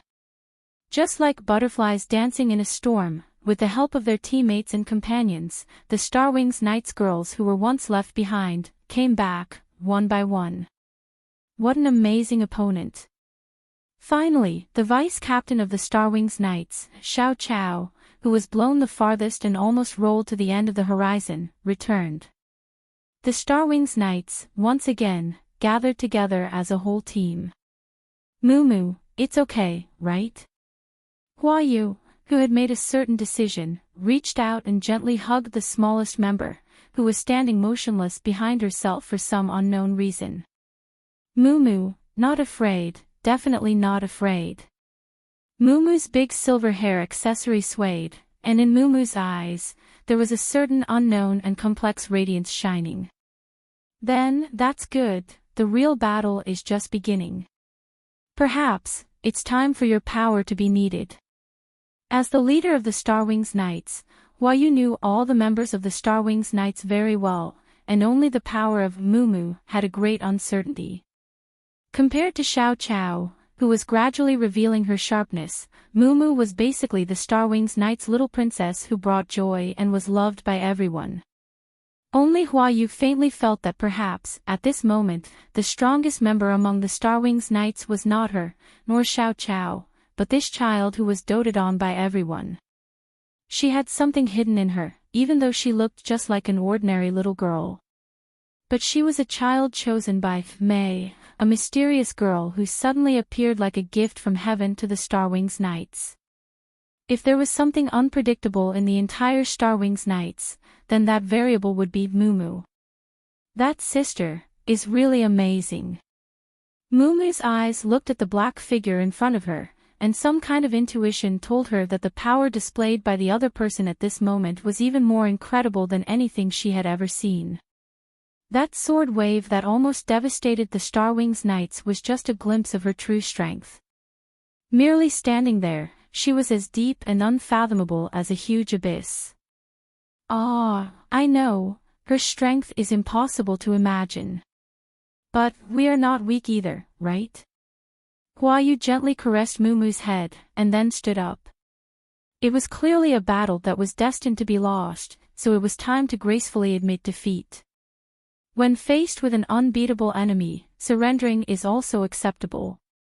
In the code of knighthood, there isn't a rule that says we must fight until the last person standing, refusing to retreat even when blood is shed. Hua Yu's belief is to preserve our forces to the greatest extent possible and only sacrifice when absolutely necessary. Why is it that just by seeing this dark figure, there is an extremely intense feeling in my heart? I don't want to admit defeat. Only against this opponent, I don't want to say the words, I lost, not even in death. Oddly enough, it's not just her, but the other members of the Starwings Knights as well. The sword broke, the shield shattered. With just one swing of their sword, the Starwings Knights were left in tatters. However, everyone's eyes didn't darken, but instead became even more radiant. That is the resolve and courage of these young girls, who will never give up no matter what they face. Chapter 994, Moo's special move that is endless fighting spirit. That is the courage to challenge an opponent who seems unbeatable, with everyone united. Don't they know how terrifying Astaroth is? No, the terrifying power difference felt when almost all members were blown away in the previous attack, made everyone come to the same conclusion as Hua Yu. The Starwings Knights cannot defeat this opponent now. The difference between them and that black figure is like a storm and a butterfly. Even if this storm is caused by the butterfly spreading its wings, it doesn't mean that the butterfly in the storm can withstand such a cruel disaster. About to collapse. Fluttering and struggle. Could fall down anytime, breaking its own wings. Even so, it must fly. Even so, it must fight. The strong emotions in Captain Huayu's heart, also the swirling feeling in the hearts of all the members of the Star Wings Knights. Only this person never wants to give up no matter what. Mei's black hair brings luck and hope, while this figure, also with black long hair, brings only utter despair. The Star Wings Knights, prepare. Huayu once again raises his Platinum Cross Sword and Sacred Cross Shield, bestowing the entire team with the 2 Grand Legion skills, Divine Light and Platinum Sword. The Star Wings Knights, full of fighting spirit, started to enhance their individual strengths, increasing the defensive power of the Holy Light by 30%, and the attack power of the Platinum Sword by an extraordinary 50%. This is a fighting power that exhausts oneself like burning, definitely not sustainable, but in order to defeat that terrifying black figure, all members of the Star Wings Knights brought out their strongest state. At this moment, the Star Wings Knights are shining like countless stars. The platinum-colored sword light shines, and a golden transparent sword blade over several hundred meters descends from the sky, launching a righteous judgment on that invincible black figure. This is the combined attack technique that gathers the power of all the Star Wings Knights, the sacred platinum sword used by the Star Wings Knights against supersized monsters. That several hundred meters long sword blade condenses the will and determination of all the Star Wings Knights, truly living up to its name as the legendary ultimate move. Upon closer inspection, this sword blade is composed of countless intertwining starlights, which are the combined sword intentions of all the Star Wings Knights, representing the strongest strike combining everyone's beliefs. In the recent battle against the Black Dragon Emperor and the 12 Black Cavalry, it was this sword that ultimately determined the outcome, becoming the ladder for the Star Wings Knights to step into legend. It's beautiful. The black feathers fluttered as Astaroth swung the sword again. Just like carefully breaking a fragile butterfly's wings, the sword strike of abyssal condemnation tore the beautiful silk apart, splitting the platinum sword light into 2 neat pieces. The Star Wings Knights, who gathered the strength of everyone, unleashed a sword that shook the heavens and earth, causing everyone's faces to turn pale. The difference is still too great. Even with the combined strength of all the Star Wings Knights, this sword was no match for the red and black magic sword. The gap in fighting power between the 2 sides had reached an imbalanced level that couldn't be measured by numbers.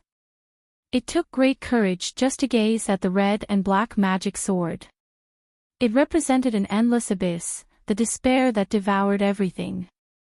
The figure enveloped in the pitch-black armor, with its floating black wings, stood silently there, making the entire Star Wings Knight struggle to breathe. At this moment, it was still Huayu who stood up.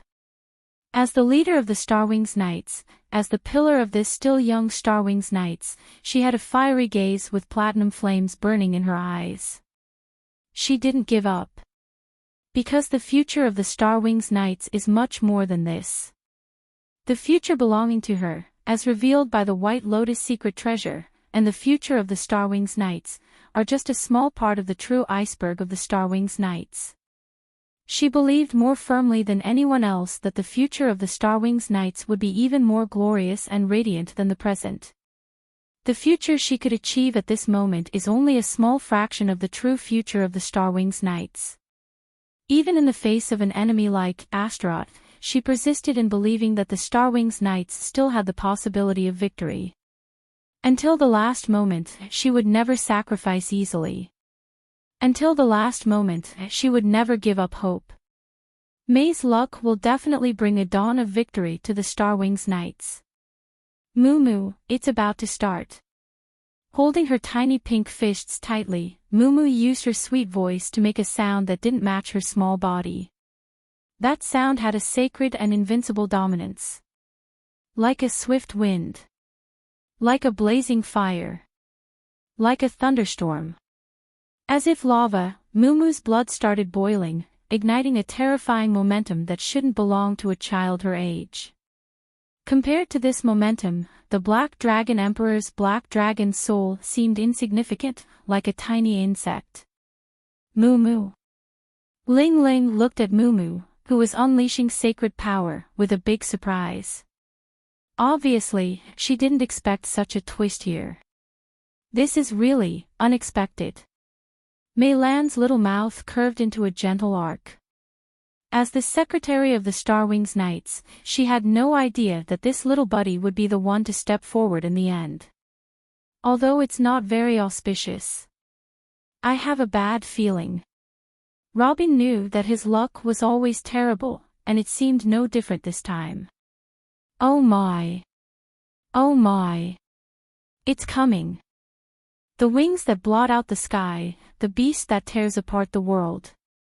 This forbidden thing should not have appeared. A monster that should not have come into the world. Run. Run away quickly.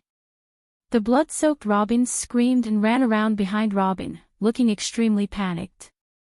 Mom, grant me power. With powerful strength, I can help everyone. The silver restraints on Mumu's body shattered one after another, turning into dancing specks of light.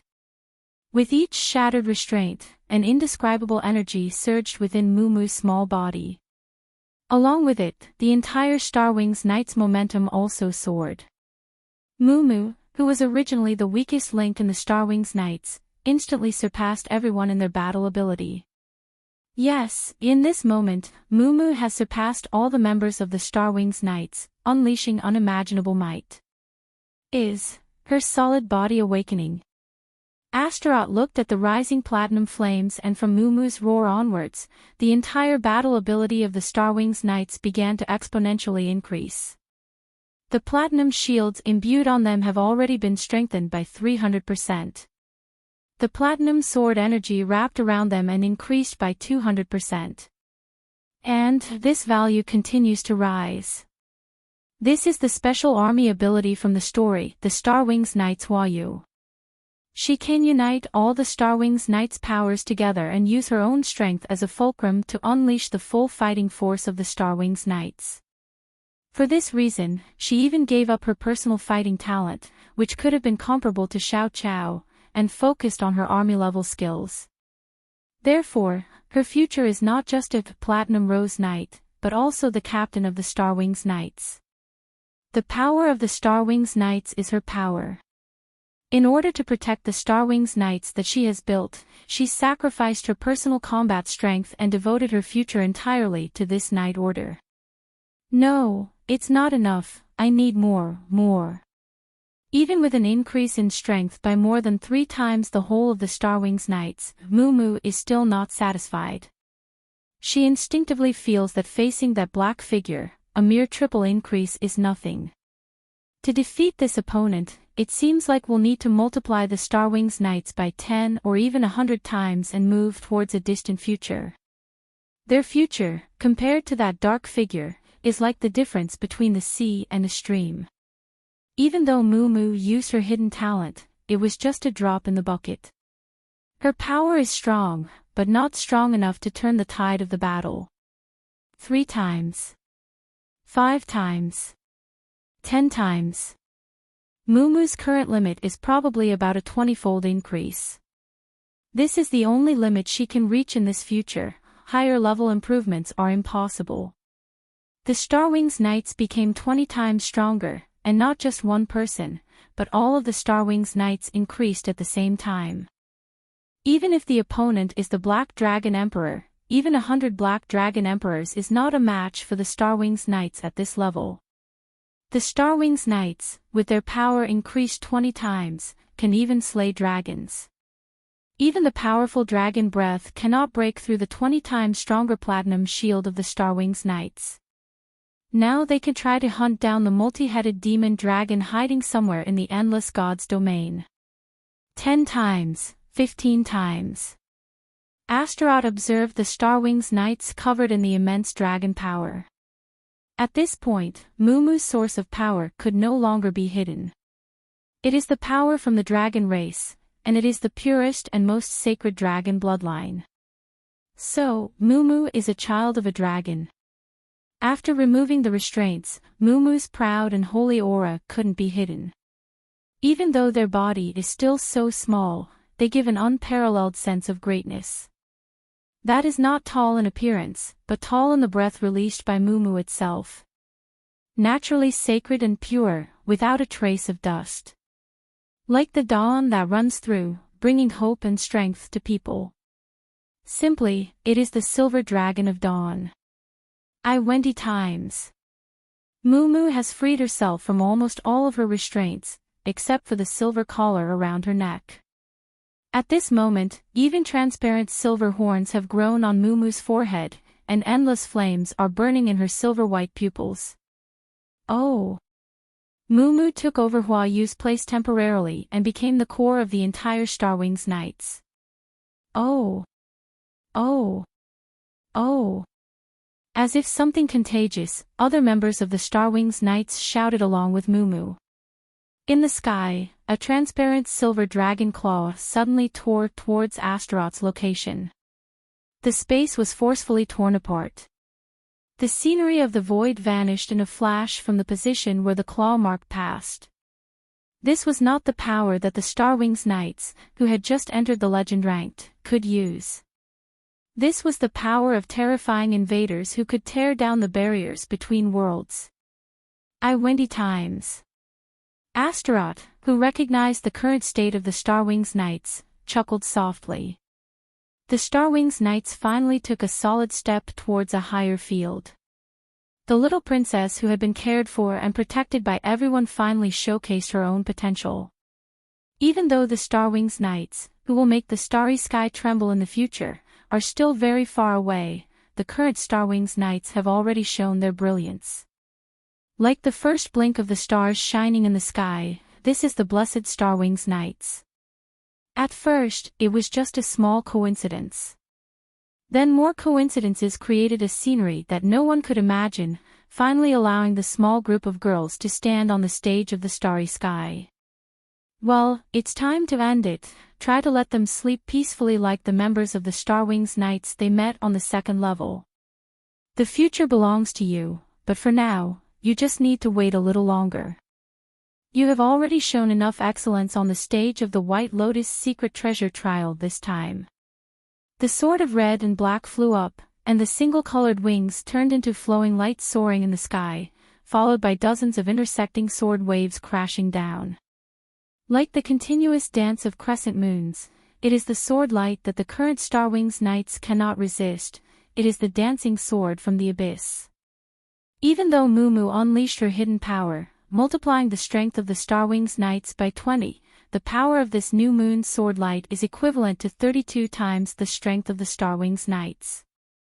32 compared to 20, a very simple and direct power comparison.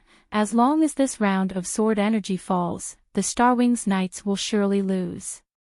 Watching the dancing sword energy of the new moon, Mumu gritted her teeth, closed her eyes, and unleashed her ultimate move.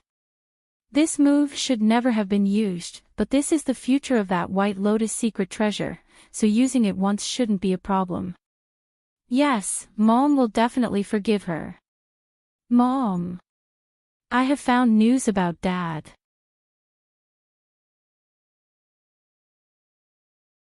Chapter 995, The Lock of the Stars. Mom, I have found news about Dad. These words, like an absolute forbidden curse, shot out from the large, silver, upright ear-shaped accessory on Mumu's head. In that instant, everyone in the Starwings Knights froze in their tracks. Something unimaginable, incomprehensible, and even the power that caused the future world predicted by the White Lotus secret treasure to collapse on a large scale began to appear on this battlefield. This secret realm is not capable of containing such power. Because that is the power that truly comes from the creation level. Swoosh. Swoosh. Swoosh. Swoosh. Countless dark chains pierced out from behind Mumu, surrounding the battlefield in the blink of an eye, expanding its scale by hundreds or even thousands of times. The power from the distant northern star domain, the power of the dragon god of order, is actively expanding, stabilizing, and at the same time, sealing off this realm. No matter where this world is, whether it's in the abyss, a secret realm, or a nightmare world on the other side of the world, it can't escape this lock. Each chain is entangled with the shadows of countless dragons and twinkles with the brilliance of star gems. This is a specialized chain that targets a special individual, specifically crafted for the properties of the world, the chain of Star Dragon. Like the scales of a cold creature, the chain of Star Dragon, numbering in the billions, completely seals off this sky. Whether it's the dimension teleportation of the legend-ranked magic system in the Western magical system, the faraway horizons of the Eastern golden core cultivators, or the dimensional rifts of abyssal monsters, they absolutely cannot escape from the blockade of the billions of chains of the Star Dragon. These reinforced chain of star dragons were created by the Great Mother of Time and Space, the Order Dragon God, the Supreme Dragon God of the Northern Giant Dragon God's domain, as a cage to capture the one and only precious treasure they desired to possess. The future that the White Lotus secret treasure originally calculated could not simulate such a scene. Just the existence of billions of chains of the Star Dragon would be enough to completely collapse the world of the Crystal Bowl. However, at this moment, the power of creation is coming from the distant giant dragon god's domain at a ratio of 10,000 to 1, or even higher. If it weren't for the fact that the Eastern God's domain is the territory of the Western Queen Mother, the power of creation poured in would be even greater. From the moment Mumu shouted, this battle had nothing to do with the Starwings Knights anymore. Their souls and bodies were so immobilized that they couldn't even perceive what was happening now. The power of the chain of Star Dragon is able to block the flow of time and space. Even the future Starwings Knights with the legend ranked are frozen in the cage of time and space, just like a butterfly trapped in amber before the power of creation. In this frozen world where time and space are locked, there are only 2.5 units that can move. First, it is Astaroth, who holds the abyssal condemnation and symbolizes Yun-Shi's strongest future as the abyssal demon king. The other one is Mumu, the smallest member of the Starwings Knights, who acts as a coordinate point to transmit a certain message. And the half-unit refers to the transcendent being who used Mumu as a coordinate point and exchanged the power of creation with a terrifying ratio of 10,000 to 1 in the extremely distant god's domain. The power of stagnant time and space is a tremendously large number, even beyond the imagination of the legend-ranked. At this moment, the power emanating from Mumu not only completely seals off the time and space of this battlefield, but also constantly expands the range of this seal. The pitch-black chain of Star Dragon extends and weaves, forming a cage with more than 13 rings in an imposing manner that not even a mosquito can escape. With each additional ring of the seal, the ratio of power consumed from Mumu's projection increases continuously, quickly shifting from 10,000 to 1 to 20,000 to 1, 30,000 to 1. There are 10 legendary knights here, and they have all been taken away. Mumu's future. Astaroth looked at the endless chain of Star Dragon in the sky, and this future was somewhat terrifying. The abyss. Mumu's eyes had turned into a magnificent color that contained countless stars, staring cautiously at the beautiful figure with black hair and a single wing. It seems, this is not just Mumu's mischief. I can smell his scent, from you. Another little girl who has been deceived. The vertical pupils condensed into a dot, instantly releasing a power that humans could never comprehend. It was a power that surpassed the legend, unaffected by time, and even the river of time couldn't wash it away or shake it. It was an absolute power. It was the aura of dragon god Asha, the ruler of the countless dragon races of the heavens and worlds, the supreme dominator of the northern sky of endless god's domain. Also Mumu. Narabel. Asha, the youngest member of the Starwings Knights, Mumu's real mother. You are. The black single wing behind Astaroth rose high, and the golden blood inside their bodies suddenly boiled. Ah, what a shock! That supreme power of the gods. That power that reigns over all creation. It is the beginning and also the end. It is the power that can create everything and destroy everything. That is what Astaroth wants to pursue and also wants to destroy. The strongest demon king born from the chaotic golden ocean, the ultimate target that they want to hunt down. Very well, this opponent has the qualification to witness the true power of abyssal condemnation. If you make a contract with me, you will receive a reward. Take the time to feel what the abyss and punishment are. Do you want to challenge me? The supreme dragon god Asha, who had partially descended, raised her delicate little hand. The reason why Mumu has a diamond body is because she is a child protected by the orderly dragon god Asha, and she was born blessed with an eternal and indestructible body as the white holy dragon. No matter how severe her injuries are, she will always be able to be reborn, and the brief hibernation is only for the next perfect transformation. Losing to Lilibet, the guardian of the sky sword god's domain, and falling into the white lotus sword domain, it was just a small obstacle that Mumu encountered on her trial journey. She was born with a certain mission, to find a certain person whose exact location and future cannot be predicted by any prophecy or spell. Only that person, even if all the powers of the four creators are combined, and even if the 7 towers are turned upside down, cannot be captured in his true whereabouts. He is in heaven, he is in the abyss, he is in nightmares. He was in the past, he is in the present, he will be in the future. You don't know his name, but he is everywhere. Oh.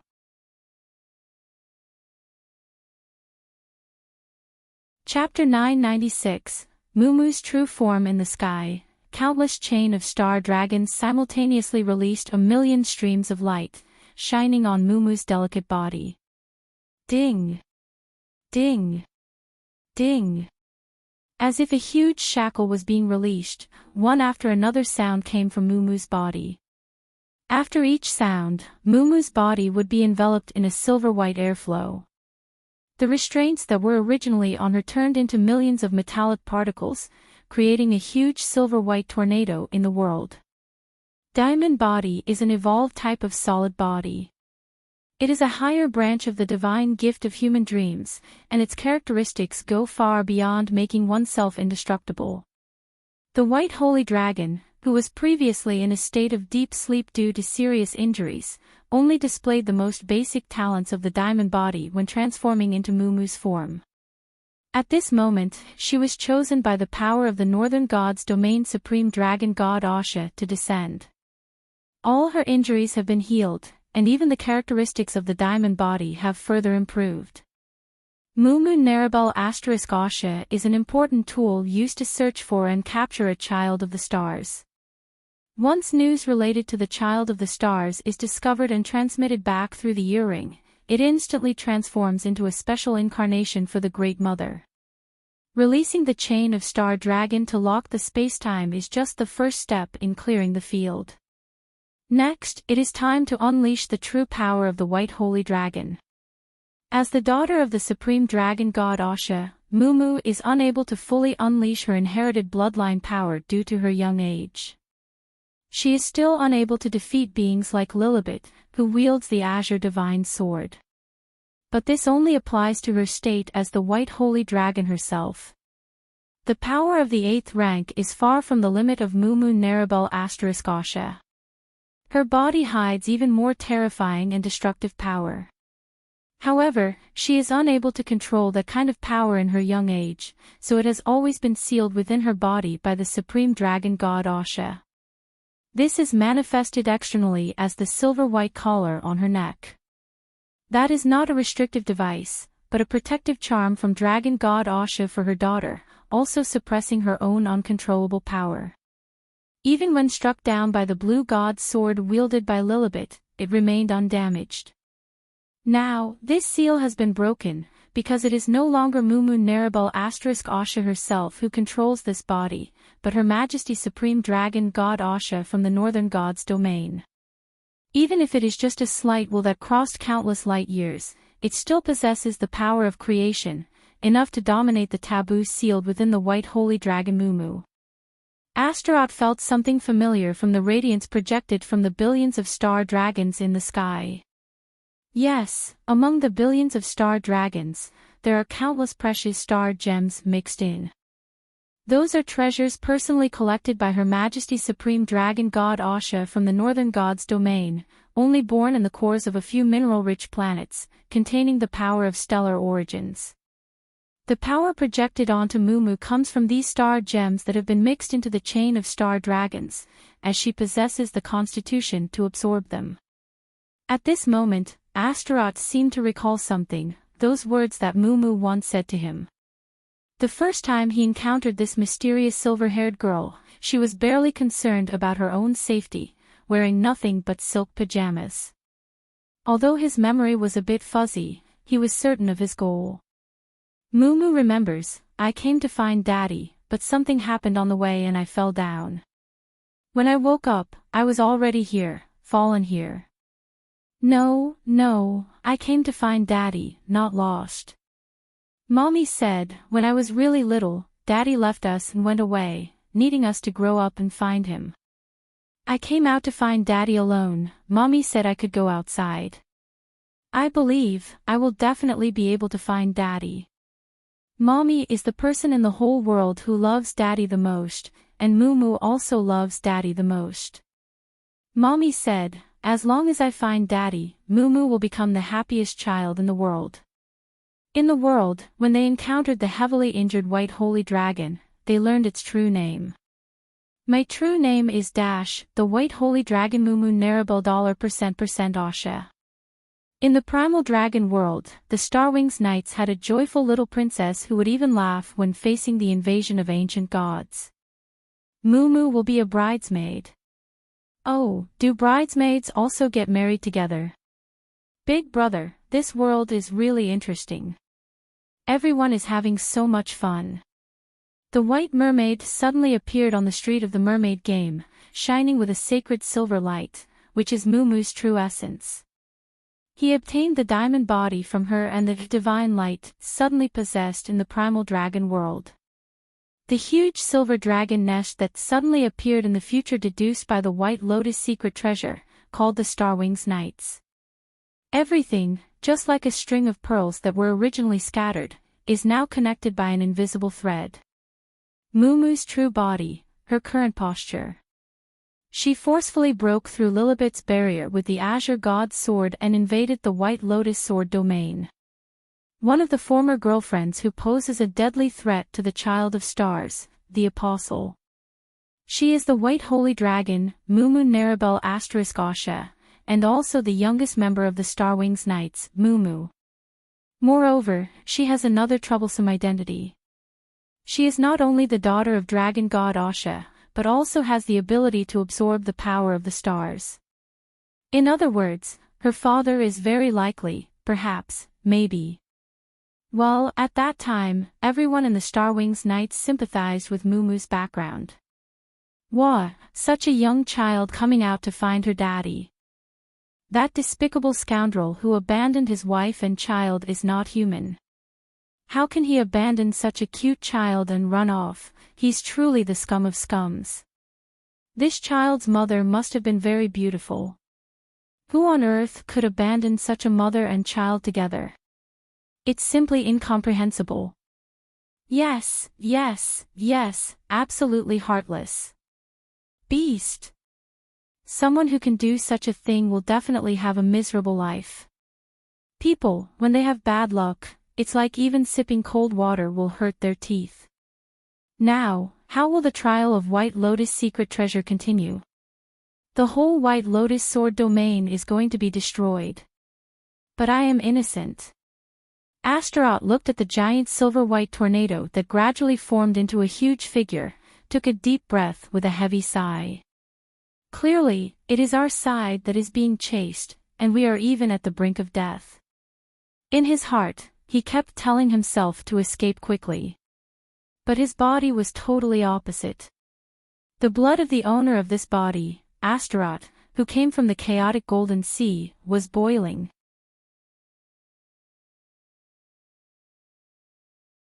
Chapter 997, Yunshi's Choice. The Breath of the Dragon. The Breath of the Gods. The Breath of the Universe.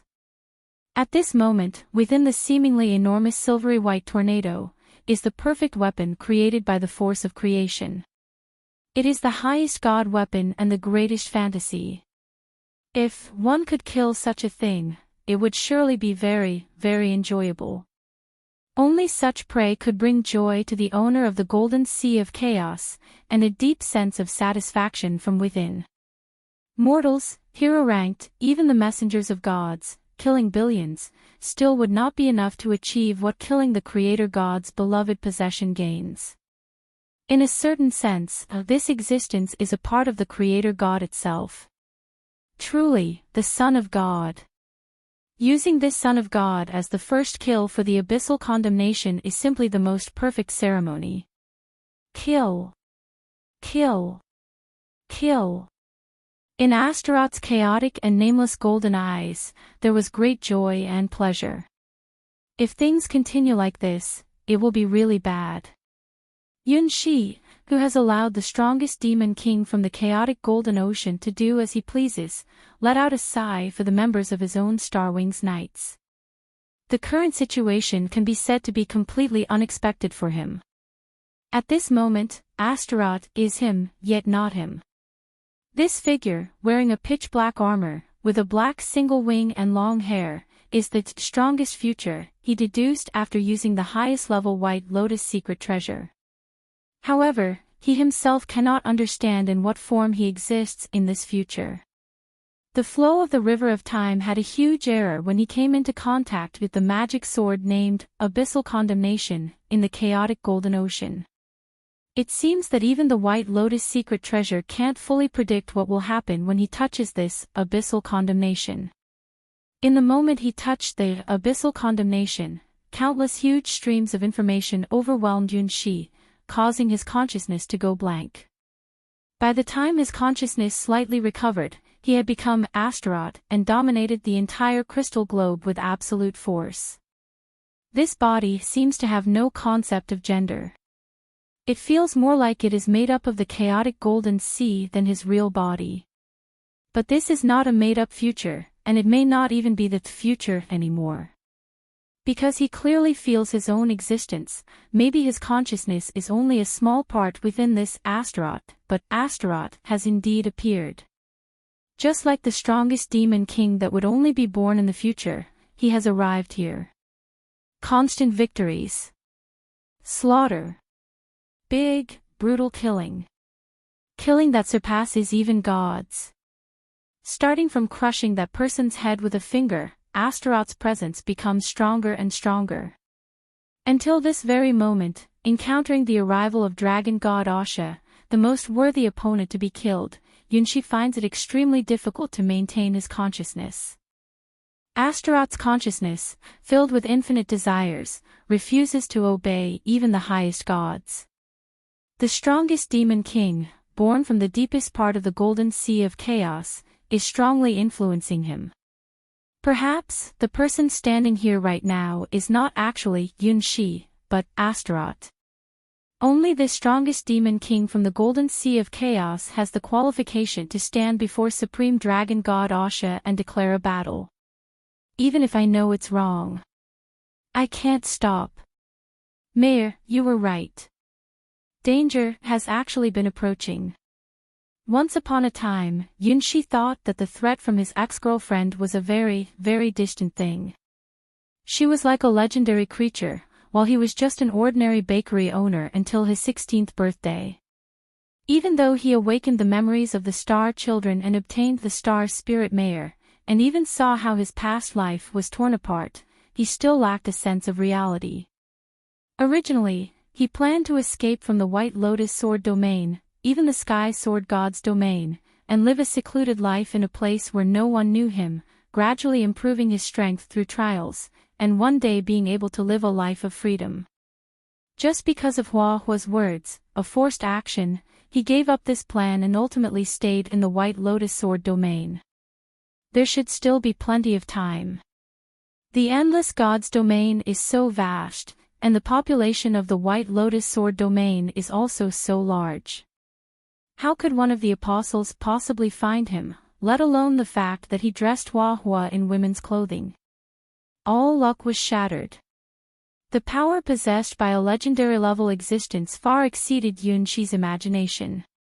Even without any clues, even if it was like finding a needle in a haystack to send apostles to search for a non-existent person, somehow they would always come into contact with clues.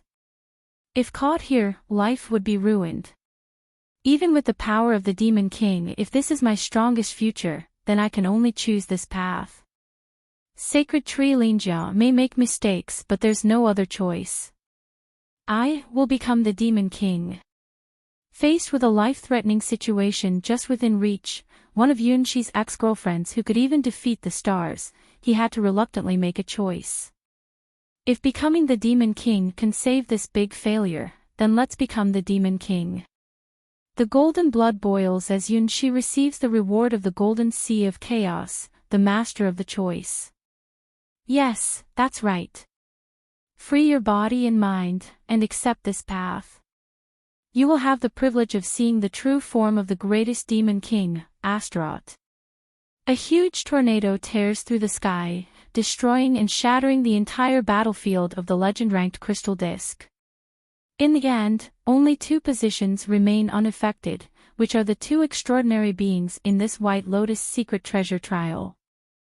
On one side, Huahua, with 3 Zaka, gazes into the invisible forbidden zone in the distance. On the other side, Su, riding on the blood-red giant, cloaked in a cape. Unfortunately, even they cannot see what happened under the blockade of the chain of billions of stars. In the light of the stars, the most magnificent divine form is born from the blessing of the creator dragon god. A dragon-shaped emblem is engraved on the forehead of this gigantic creature, which possesses immense power that transcends dimensions, causing even the starry sky to tremble with its great force. The stars turn into words, depicting the beauty of this celestial object bathed in starlight in countless writings. A massive illusion appears behind her. It is a void dragon bathed in starlight. Its gem-like black wings unfold behind her, sparkling with countless stars.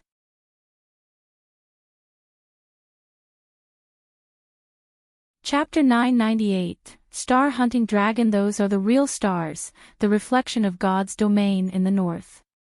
Her scales were pitch black, like the color of the void between the stars, but her skin shimmered with countless lights, like patches of stardust. Her eyes sparkled with a gentle silver glow, dazzling like the most beautiful gemstone. Her tail was made up of countless scales, each scale containing a sleeping baby dragon, waiting to be awakened. All miracles, all words of praise, can be bestowed upon her. She is the myth in the starry sky, the eternal legend, the goddess of creation. Among all beings in the entire starry sky with this level of power, they are few and far between. And within this select few highest beings, she ranks at the top as a goddess. Dragon God Asha, ruler of the starry dragon clan, the lord of the divine domain of dragons. She is the dragon of order, the mother of time and space, the creator, and also symbolizes birth, life, and death. The child embraced by the dragon of order in her wings is a strange existence that Yunxi has never seen before. She has a part that resembles a dragon, like the huge spiral silver-white dragon horn on her forehead, the silver-white dragon tail behind her, and the silver-white scales covering her whole body. And the other part is in the form of a human, but definitely not the rough and ugly appearance of a half-dragon. Golden ribbons hanging from her ears, engraved with countless dragon blessings. A precious gem burning with the fire of the sun on her shoulder. It is a version exclusive to the dragon furnace, made with dragon god Asha's scales, just like the golden crow princess. It can be called the dragon furnace Promia. A towering and curvaceous chest, slender and supple waist, long and perfect legs, every part is a masterpiece of perfection. The part of her hands is protected by huge gauntlets made of the supreme dragon god scales. Her red dragon teeth are her claws, and a dragon spear wrapped in countless chains is her weapon. On her chest is a dragon emblem similar to her forehead, but about 3 times larger. The difference is that the wings of the supreme dragon god Asha extend and almost completely overlap with the snow-white edges. Sun and flames. Pitch black and pure white. That is a strange creature made up of many extraordinary and illogical traits. It's a species that was not supposed to exist in this world. The white holy dragon is just a disguise. Mumu's existence is even more sacred and mysterious than that. She is a unique and special kind of dragon in the world, with the power of the stars and the dragon gods combined. She is a divine child. The specific breed of dragon for the divine child of the stars is called the star-hunting dragon. This is Mumu's race, given a special mission by the supreme dragon god. In terms of size, it is 3 times bigger than the white holy dragon's form. If she wasn't currently bound by countless star chains and restricted to a battlefield that expands multiple times its original size, just her own weight landing on the White Lotus Sword domain would cause a catastrophic disaster. Her current perfect posture in battle is what she truly looks like after unleashing her full power. Just like Astaroth standing before Supreme Dragon God Asha, this is Yunshi's future. Star-hunting dragon, growing into this form, is Mumu's future. Unlike Yunshi's choice, this is an absolute and unchangeable future. It is a special apostle prepared by the supreme dragon god to hunt down the divine child of the stars, his own daughter. Compared to the still humanoid Astaroth and the transformed Mumu, who has entered hunting mode, it is not an exaggeration to describe them as ants. So big, meaningless. Astaroth shrugged his shoulders. Simply being gigantic has always been considered effective in terms of power, even until reaching the rank of legend. If one possesses the mass and size of a stellar level, simply colliding with another god's domain can cause it to collapse, even without doing anything else. This is why those super long-lived creatures, who have lived for countless thousands of years, are referred to as pseudo-legends.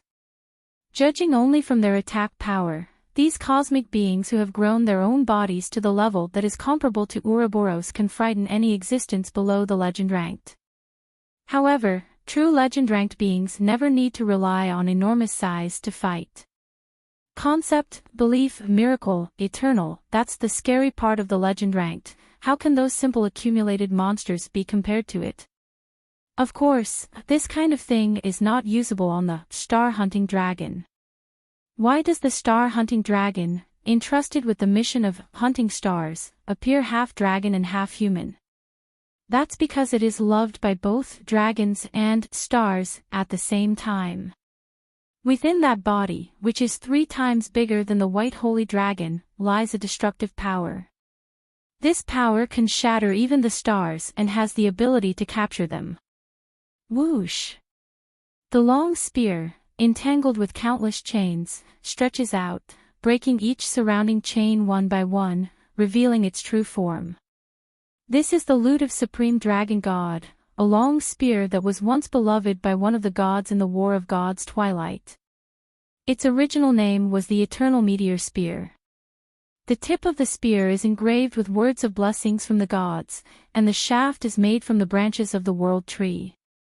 It is truly a primal god weapon and a lord god weapon belonging to the divine realm.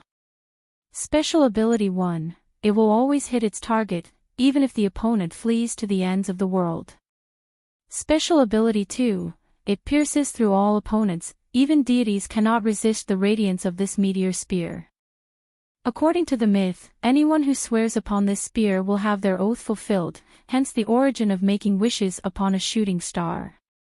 Its current name is Star Hunter. The divine words on the spear's tip have been replaced with Dragon God's script, bestowed upon it by Supreme Dragon God Asha, granting the World Tree branch even greater power. Special Ability 1, Endless Pursuit. The opponent marked by this long spear will be chased to the end of time, unless this long spear is destroyed. Characteristic 2, Dominating the Dragon Group. Whether it's the good dragon on the side of order or the evil dragon who betrayed the order, any dragon below the legend ranked absolutely cannot disobey the command of this spear. Characteristic 3, Dragon Language Pardon. By swearing in dragon language to this spear, one can gain power by fulfilling their own vows. The power of the third rule even exceeds the limits of the Supreme God and can only be bestowed by the Creator God Himself. The newly born Star Hunter is stronger and more adaptable than the original Eternal Meteor prototype, making it the perfect god weapon for the star-hunting dragon, exclusively used by the children of the stars. Once locked onto by this spear, even if the child of the stars flees to the ends of the earth, they cannot escape. Once the dragon language pardon is activated, Mumu can even defeat enemies stronger than herself. Well, if she can correctly use the power of the dragon language pardon.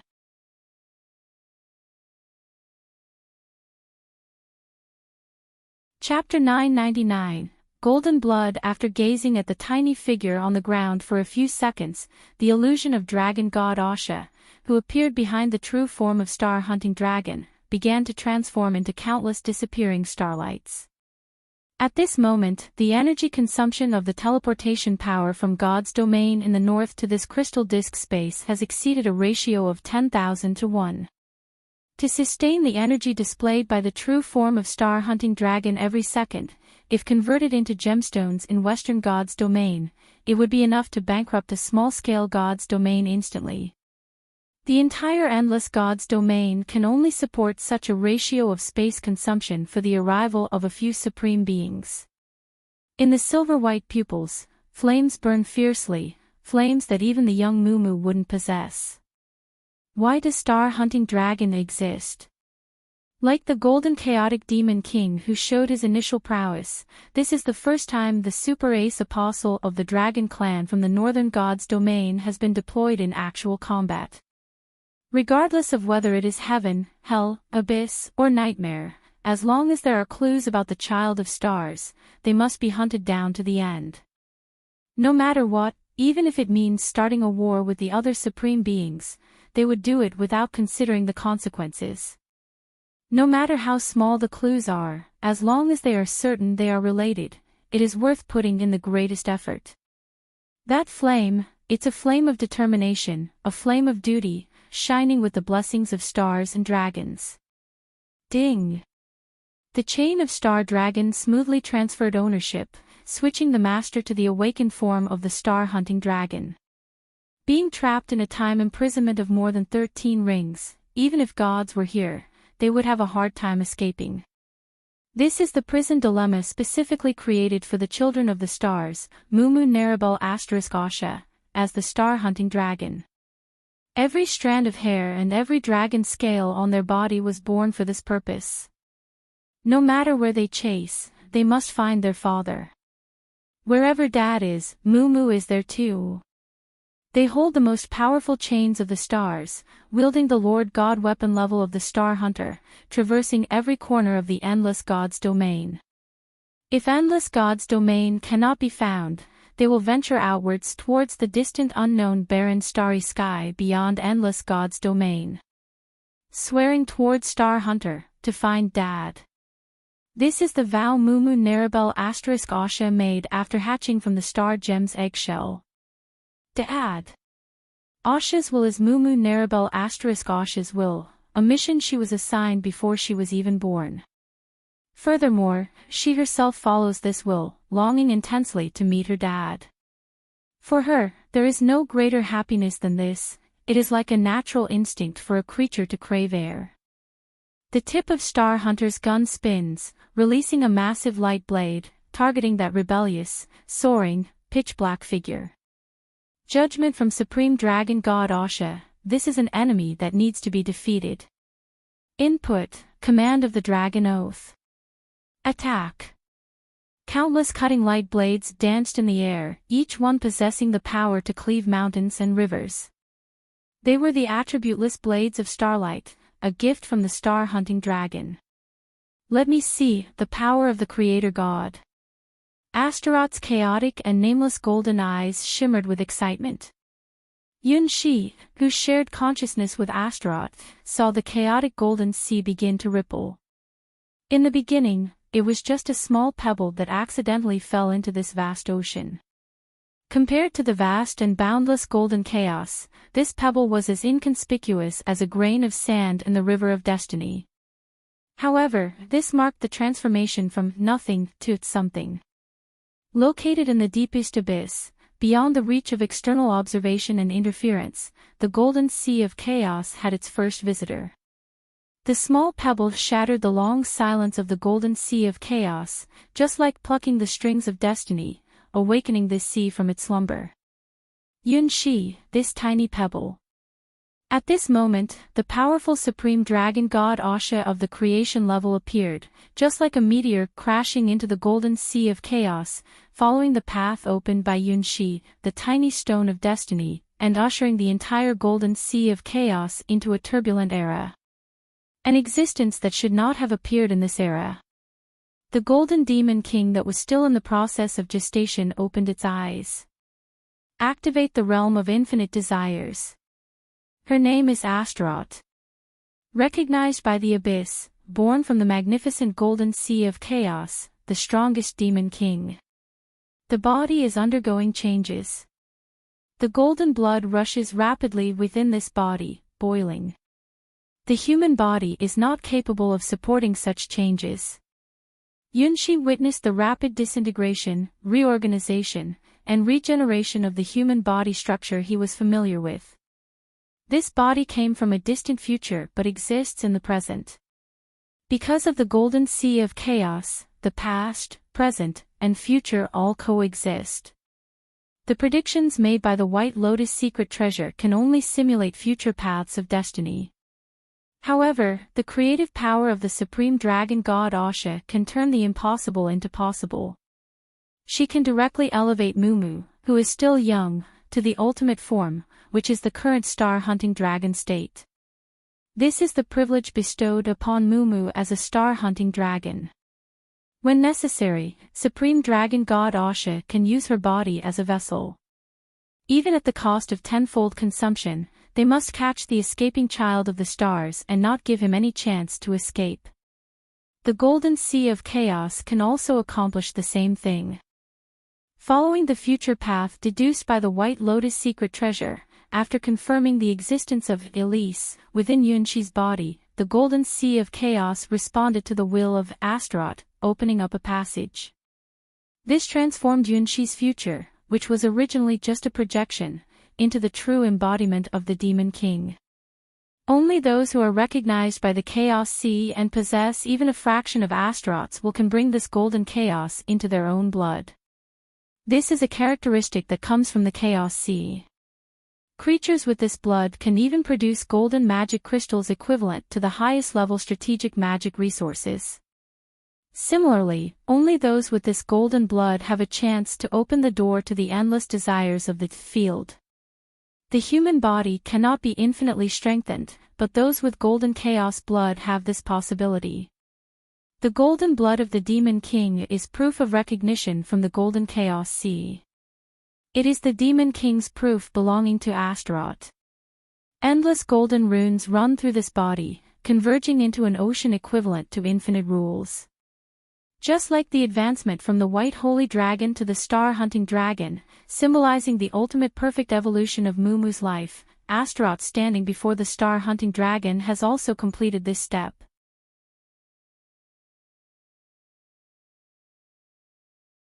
Chapter 1000 Abyssal Condemnation. Golden light dances behind Astaroth, reflecting the scenery of the endless golden chaos sea.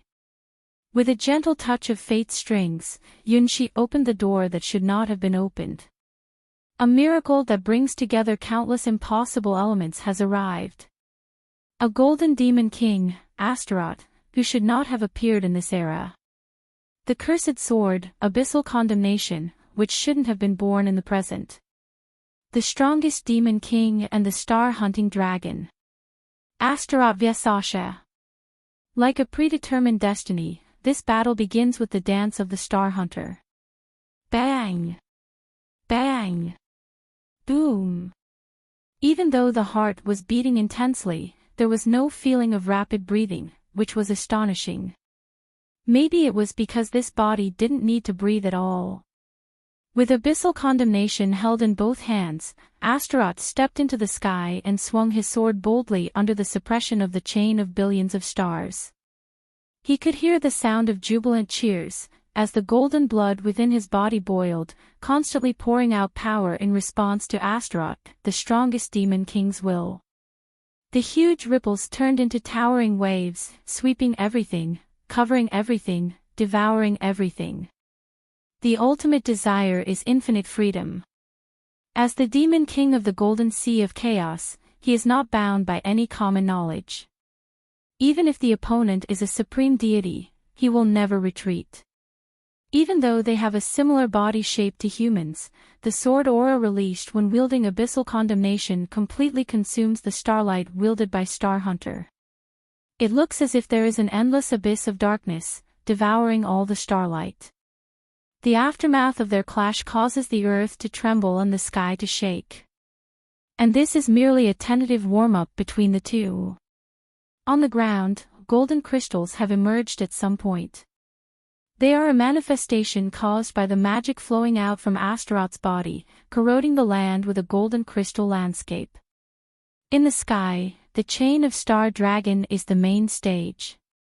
More star gems are attracted by star-hunting dragon Mumu, who possesses the blessing of half of the stars, releasing the power of the stars contained within. The earth undergoes transformation towards the abyss. The sky begins to form the outline of a nebula. The heavens and the earth. Light and darkness. Abyssal condemnation and Star Hunter. This battle is powerful enough to destroy the entire White Lotus Sword domain.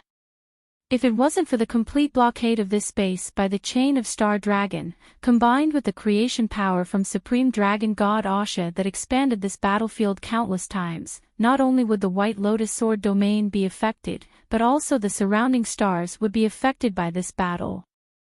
The Starwings Knights, who were originally one of the instigators of this war, have been relocated to the outer area of the chain of Star Dragon by the star-hunting dragon Mumu Narabel Asha. This is not a place where they can stay, not even for a moment due to the aftermath. The battle has reached a level where no one can stop it. Yunshi cannot stop it. Astaroth, who is in an excited state, cannot stop it. Mumu couldn't resist the influence of Dragon God Asha's will. So, let's fight. Tisk. The enormous Star Hunter spun again, its gun tipped sparkling with dragon language inscriptions. Depo. Attack. Ice-cold, star-hunting dragon Mumu uttered flawless dragon language syllables, taking a step back and then gripping the gun with both hands, locking onto the tiny Astaroth. In this battle with such a huge difference in size, it doesn't mean that the larger one has an absolute advantage. In a battle where both sides have similar strength, the giant wanting to kill an ant as powerful as itself is a big problem. So, we need to use the power of dragon language inscriptions to amplify and lock onto our opponent. Attack, representing absolute attack, and Depo, granting double impact. The time has come. Astaroth stretched out its comfortable black wings, and countless black chains connected to the heart of its body on abyssal condemnation. This sword doesn't need to be charged.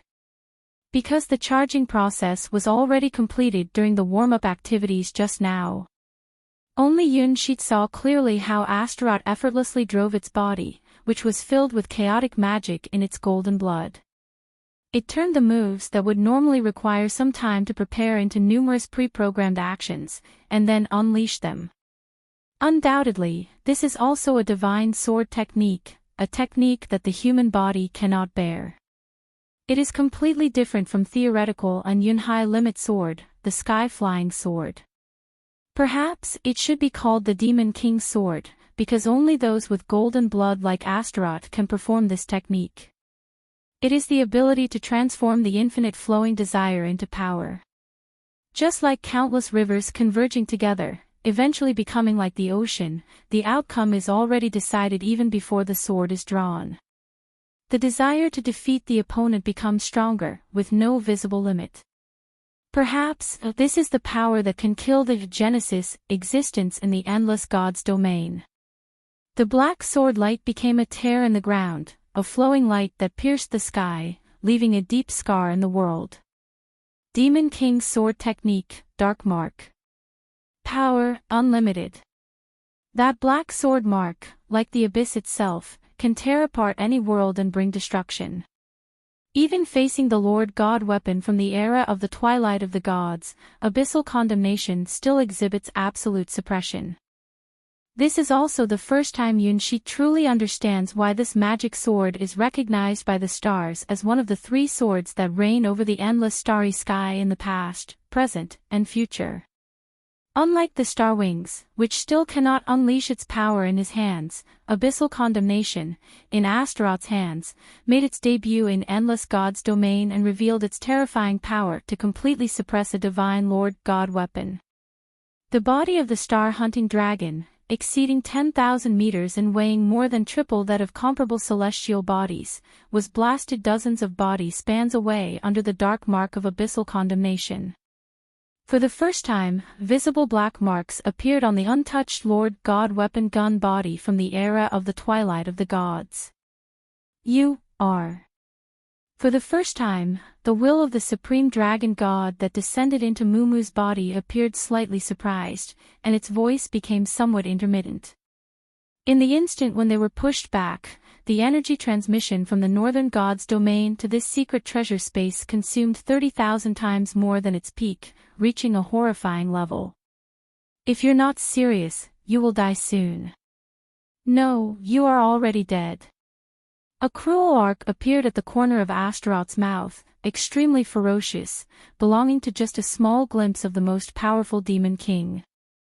A deep black mark appeared on star-hunting dragon Mumu's originally pristine white belly. It was a wound caused by the abyssal condemnation, and also the entrance for the erosion of the boundless power of the abyss. As a star-hunting dragon blessed by the dragon clan and the stars, she was supposed to be immune to all toxins and curse power, just like how there could never be water in the sun. However, this strike of the abyssal condemnation shattered the star-hunting dragon's absolute blessed physique, forcefully sending immense abyssal power into her body. Or perhaps it shouldn't be called a curse, as what is corroding star-hunting dragon Mumu's body is none other than the abyss itself. You can break the curse of the abyss projection and reject all the whispers of the ancient gods, but when facing the abyss itself, there is no other way than to confront it with an equal level of power. Luckily, as a star-hunting dragon with the characteristics of half a constellation, I possess this level of power. The dragon furnace on my shoulder ignites, releasing a power equal to that of the sun, forcefully dispelling the abyss. One sun, two suns, three suns appear behind the star-hunting dragon, and a faint golden dragon shadow can be seen at its core. That is the unfinished part being constructed by Mumu, a war tool created with the sun as its core. Even Supreme Dragon God Asha cannot forcibly enhance it, the special auxiliary weapon called Dragon Furnace. After all, in a certain sense, this is the only legacy left by that person for Mumu. Light Furnace. A modified version. Mixed within Astaroth's consciousness, Yunshi gazes at those three small golden light furnaces. The structure of the light furnace is the same, but there are many inexplicable things mixed within. With the incomplete memories inherited from the constellation, it is impossible to tell what the structures beyond the original version of the light furnace are. However, it seemed obvious that these things were specially prepared for Mumu, with a style that perfectly suited the characteristics of a giant dragon. Is this my past work? Or is it an unfinished masterpiece? Forever Blazing Sun. This time, it wasn't the dragon language inscription system, nor the penetrating sound that belonged only to the supreme dragon god Asha, but Mumu's voice. Three unfinished dragon furnaces released a massive sun's true fire, gathering at the fingertips of the star-hunting dragon Mumu. In Mumu's eyes, there was joy, nostalgia, and longing. The intensity of these emotions even dispersed some of the absolute order aura from her mother, dragon god Asha. This is more interesting. Even if it's the sun. I will extinguish it to show you. Astaroth stepped with graceful strides. The outcome was predetermined long ago. The boiling realm of infinite desires had already prepared all the power that Astaroth needed. The process of gathering strength, not needed. Changing my real name is not necessary. The strongest demon king's power is being able to use it whenever they want and release it whenever they want. Mumu completed the combination of the sun runes on her fingertips. It was the legacy that her dad had given her, the special talent she possessed but had never used before, a shining brightness. Every day, the sun rises from the ground, even when surrounded by unforgiving darkness. I will use my imperfect body to shatter it for you and for it. Like a nursery rhyme etched in her memory, she possesses a side of her father's sun, destined to radiate a brilliant light that illuminates everything. The name Mumu Narabelt symbolizes a holy and pure light.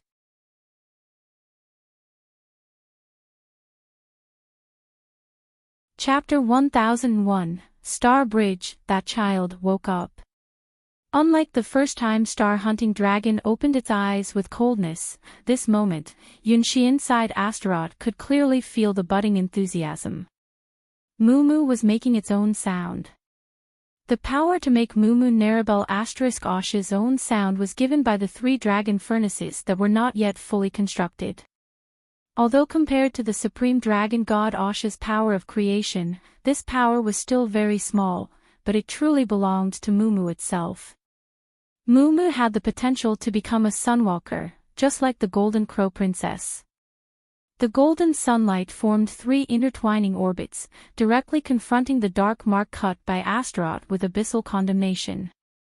The 3 golden threads kept advancing in that deep black sword scar, until the power was exhausted. This was the first actual battle of the young Mumu's own sound, with the participation of the 3 dragon furnaces. The result of the battle was that Astaroth's dark mark was torn and consumed by about 1/3 of its power. After that, the abyss reappeared and the body of the star-hunting dragon was dyed in the black color of the abyss. An endless abyssal aura erupted, making the once sacred and pure body appear tainted. More golden crystals stood tall on the battlefield, like a giant forest extending and thriving. With the increase of golden crystals, the abyssal marks entwined on the body of the star-hunting dragon became even more terrifying, and even started to unnaturally grow. The exquisite pure white body of the star-hunting dragon was being invaded by the power of the abyss, and even started to assimilate. This was not something that could be exempted by any curse-immune constitution. This was a direct devouring from the abyss, as if biting into the body of the star-hunting dragon. Not enough. Not enough, use more power. Astaroth savored the increasingly chaotic and golden taste surrounding him. The world was being corroded by the power of her own demon king, and the direction of the battle was developing overwhelmingly unfavorable for supreme dragon god Asha. The taste is good, it is perfect for hunting the child of God. Dragon god Asha, who should have had a higher level of power advantage, is actually at a disadvantage. The reason for this situation is really simple. This is not the home field of supreme dragon god Asha, the ruler of the northern gods' domain. Just opening a channel to send the power of creation here consumes more than 100,000 times the energy. Moreover, more than half of the power projected here is used to maintain the chain of Star Dragon, which spans more than 13 rings. Only the remaining half is used to construct the body of the star-hunting dragon. In comparison, although not in their true form, Yunshi's body with Elise, as well as the uncontaminated nature of the Starchild's soul, Astaroth can be said to be extremely comfortable on this battlefield. Compared to Asha's consumption ratio of 100,000 to 1, Astaroth's consumption ratio to extract power from the golden chaotic ocean is less than 10 to 1. To put it bluntly, this place is equivalent to her absolute home field. Holding the abyssal condemnation, she is not afraid even when facing the creation dragon god. Asha wanted to interfere more on the battlefield, but she needed to use up more power.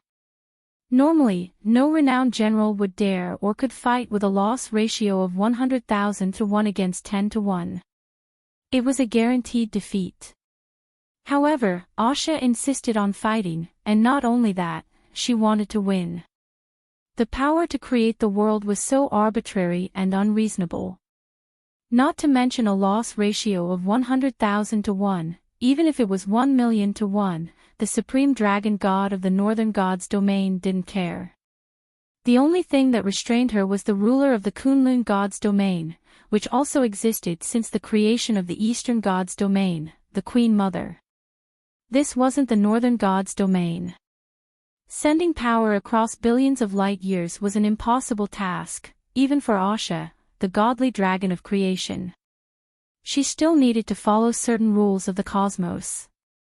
A loss ratio of 1,000,000 to 1 didn't discourage the supreme dragon god Asha, but there was a limit.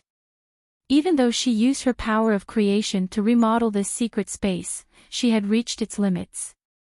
This is the land of the eastern god, and we cannot allow any more power from the northern god to pass through. The main reason why star-hunting dragon is at a disadvantage is because the limit of its support power is almost reached, and this limit has not exceeded the maximum attack value of Astaroth Abyssal Condemnation. Supreme Dragon God Asha is thinking. Supreme Dragon God Asha made a judgment based on a certain intuition deep within. Supreme Dragon God Asha has decided to activate the highest authority as the master of the Dragon Tower and unlock the hidden ability of the Star Bridge. Astaroth severely bullied star-hunting dragon with abyssal condemnation, finally causing dissatisfaction from the Supreme Dragon God in the far northern god's domain. As a result, everyone in the Endless God's domain noticed that about 1/7 of the light bands connecting all the God's domains in the Endless God's domain through the Star Bridge have changed.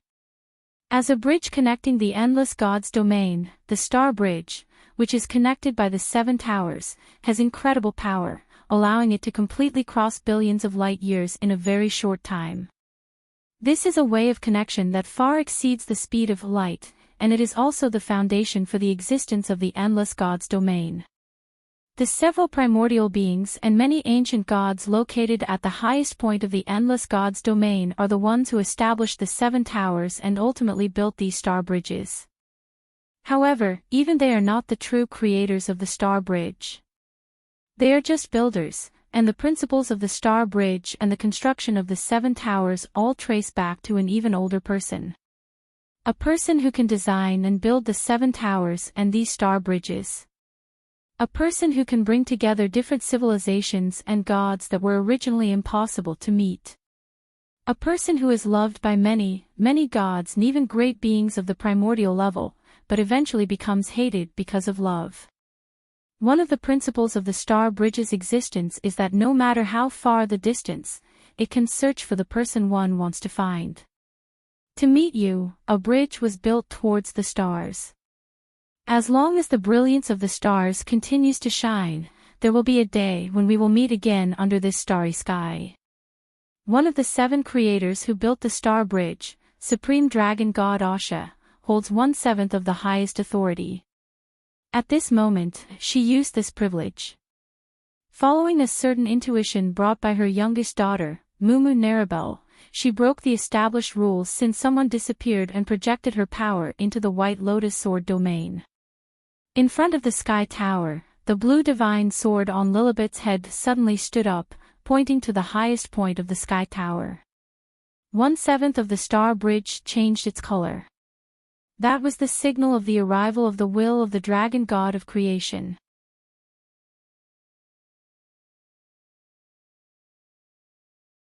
Chapter 1002, The Arrival of Asha, the light flowing on the Star Bridge. Like the most beautiful music notes in the world. So wonderful, full of colors. Crossing billions of light years, from the furthest northern god's domain in the Endless God's domain, heading towards the center of the eastern god's domain. The Star Bridge connects the bands of light of different gods' domains, with the incredible ability to transform light years of distance into a single step. It is a symbol of civilization in the Endless God's domain. Each tower is a node of the light bridge, spread throughout the entire Endless God's domain. However, the light bridges are not always completely clear and unobstructed between each other. Due to various reasons or differences in the world's laws, many gods' domains set up checkpoints for outsiders. It is necessary to apply in advance and obtain permission to pass through the light bridge into the god's domain. These restrictions can be based on race, identity, or some closed gods' domains that almost reject all outsiders. The highest point of Eastern God's domain is called Fantasy God's domain, Kunlun God's domain. It is a closed-off and elevated place. The number of licenses to enter God's domain that can be obtained is a symbol of the power of the various forces and chambers of commerce in Endless God's domain. The entry permit for certain special God's domains is often enough to support the lifeline of a large chamber of commerce, with a heritage of millions of years. However, at this moment, the flowing light swiftly traveling from Northern God's domain to Eastern God's domain ignores all the barriers set up in God's domain. Any creature that has reached the legend-ranked level can feel the enormous power raging through the light bridges. This is an unstoppable will that permeates Endless God's domain and has the absolute power to shatter all star bridge barriers. 1/7 of the light bridge region from Northern God's domain to Eastern God's domain is completely covered by this power. This is an unprecedented event in Endless God's domain. If the owner of this power wants to invade the God's domains connected by the light bridges, the God's domains without the bridge barriers will be completely defenseless against this presence. Who is it? I remember this kind of power. No. It can't be. The Supreme Aura from the North. It is. The ruler of the Starry Dragon Clan, the Supreme. Queen Asha. After overcoming their initial fear, the legends within the range of this power were stunned. More than one person guessed who the owner of this power was. However, the answer was simply too shocking. Disregarding the rules of the light bridge, forcefully projecting their power, and completely taking over about 1/7 of the light bridge from the Northern God's domain to the Eastern God's domain, are they planning to launch a battle of supreme-ranking gods? Once it reaches that point, it will be another twilight of the gods. This signal made dozens of legend ranks on this path tremble. Just the thought of the outcome of a war between the Northern God's domain and the Eastern God's domain sent shivers down everyone's spines. That was a battle of the highest level of creation, a battlefield where even the gods of the legend-ranked would fall. Since the end of the twilight of the gods' battle, Endless God's domain entered a whole new era connected by the Seven Towers, and there hasn't been a war of this level since then. What could be the reason that the Supreme Dragon God of the Northern God's domain, at all costs, called for 1/7 of the light bridge? This is an unprecedented serious situation. Is war really about to come? White Lotus Sword Domain, a secret treasure space. 3 golden dragon furnaces tightly stuck to Mumu Narabel, the star-hunting dragon, and they are working hard to dispel the invasion of the abyss. On the originally pure white body of the star-hunting dragon, there are already dozens of marks from the abyss, and they continue to multiply. Astaroth's dark mark is completely devouring this newborn star-hunting dragon. In the sky, countless stars slowly rotate in a chain, seemingly without any intention of rescuing star-hunting dragon Mumu Narabel from her predicament. On the ground, more golden crystals emerge, gradually eroding the scenery and resembling Astaroth's favorite golden sea of chaos. Something is coming. Yunshi can sense that the tormented star-hunting dragon Mumu, who is losing her strength to resist, is merely a sideshow for Astaroth. She seems to be waiting for something. Similarly, the chain of Star Dragon, which has tightened its blockade and no longer provides power to Mumu, is also awaiting something. The temporary calm in the war feels suffocating, like the final silence before a storm. Beyond the chain of Star Dragon, there unexpectedly appears another entity. Zi Yuan, the future owner of the Ghost Sword Domain and a member of Yun Kei's team in the White Lotus Secret Treasure Trial. The black-haired girl silently arrived at this battlefield, which even the legend-ranked is not qualified to witness.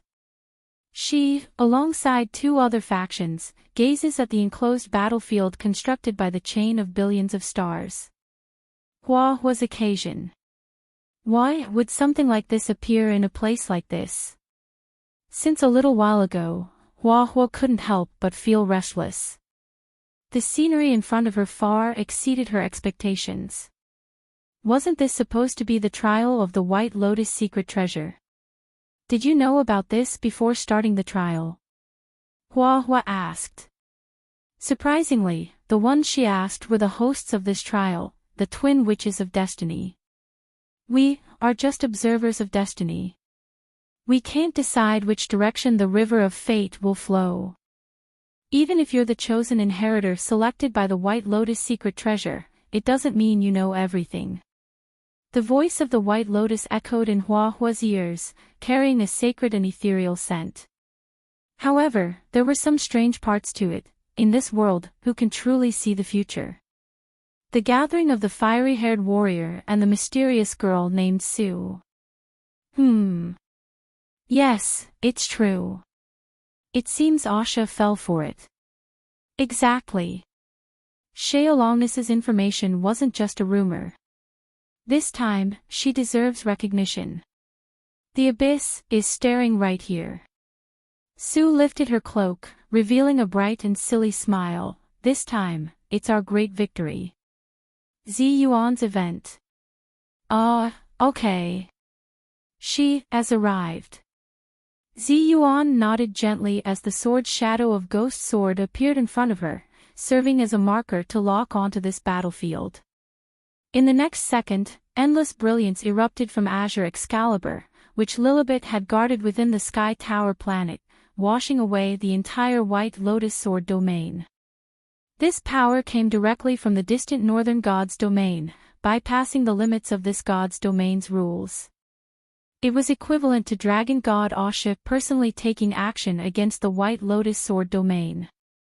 In the face of such immense power of creation, the White Lotus Sword domain was like a tiny leaf, forcefully pulled out of the system of the Sky Sword God's domain and forcibly dragged into the Star Bridge.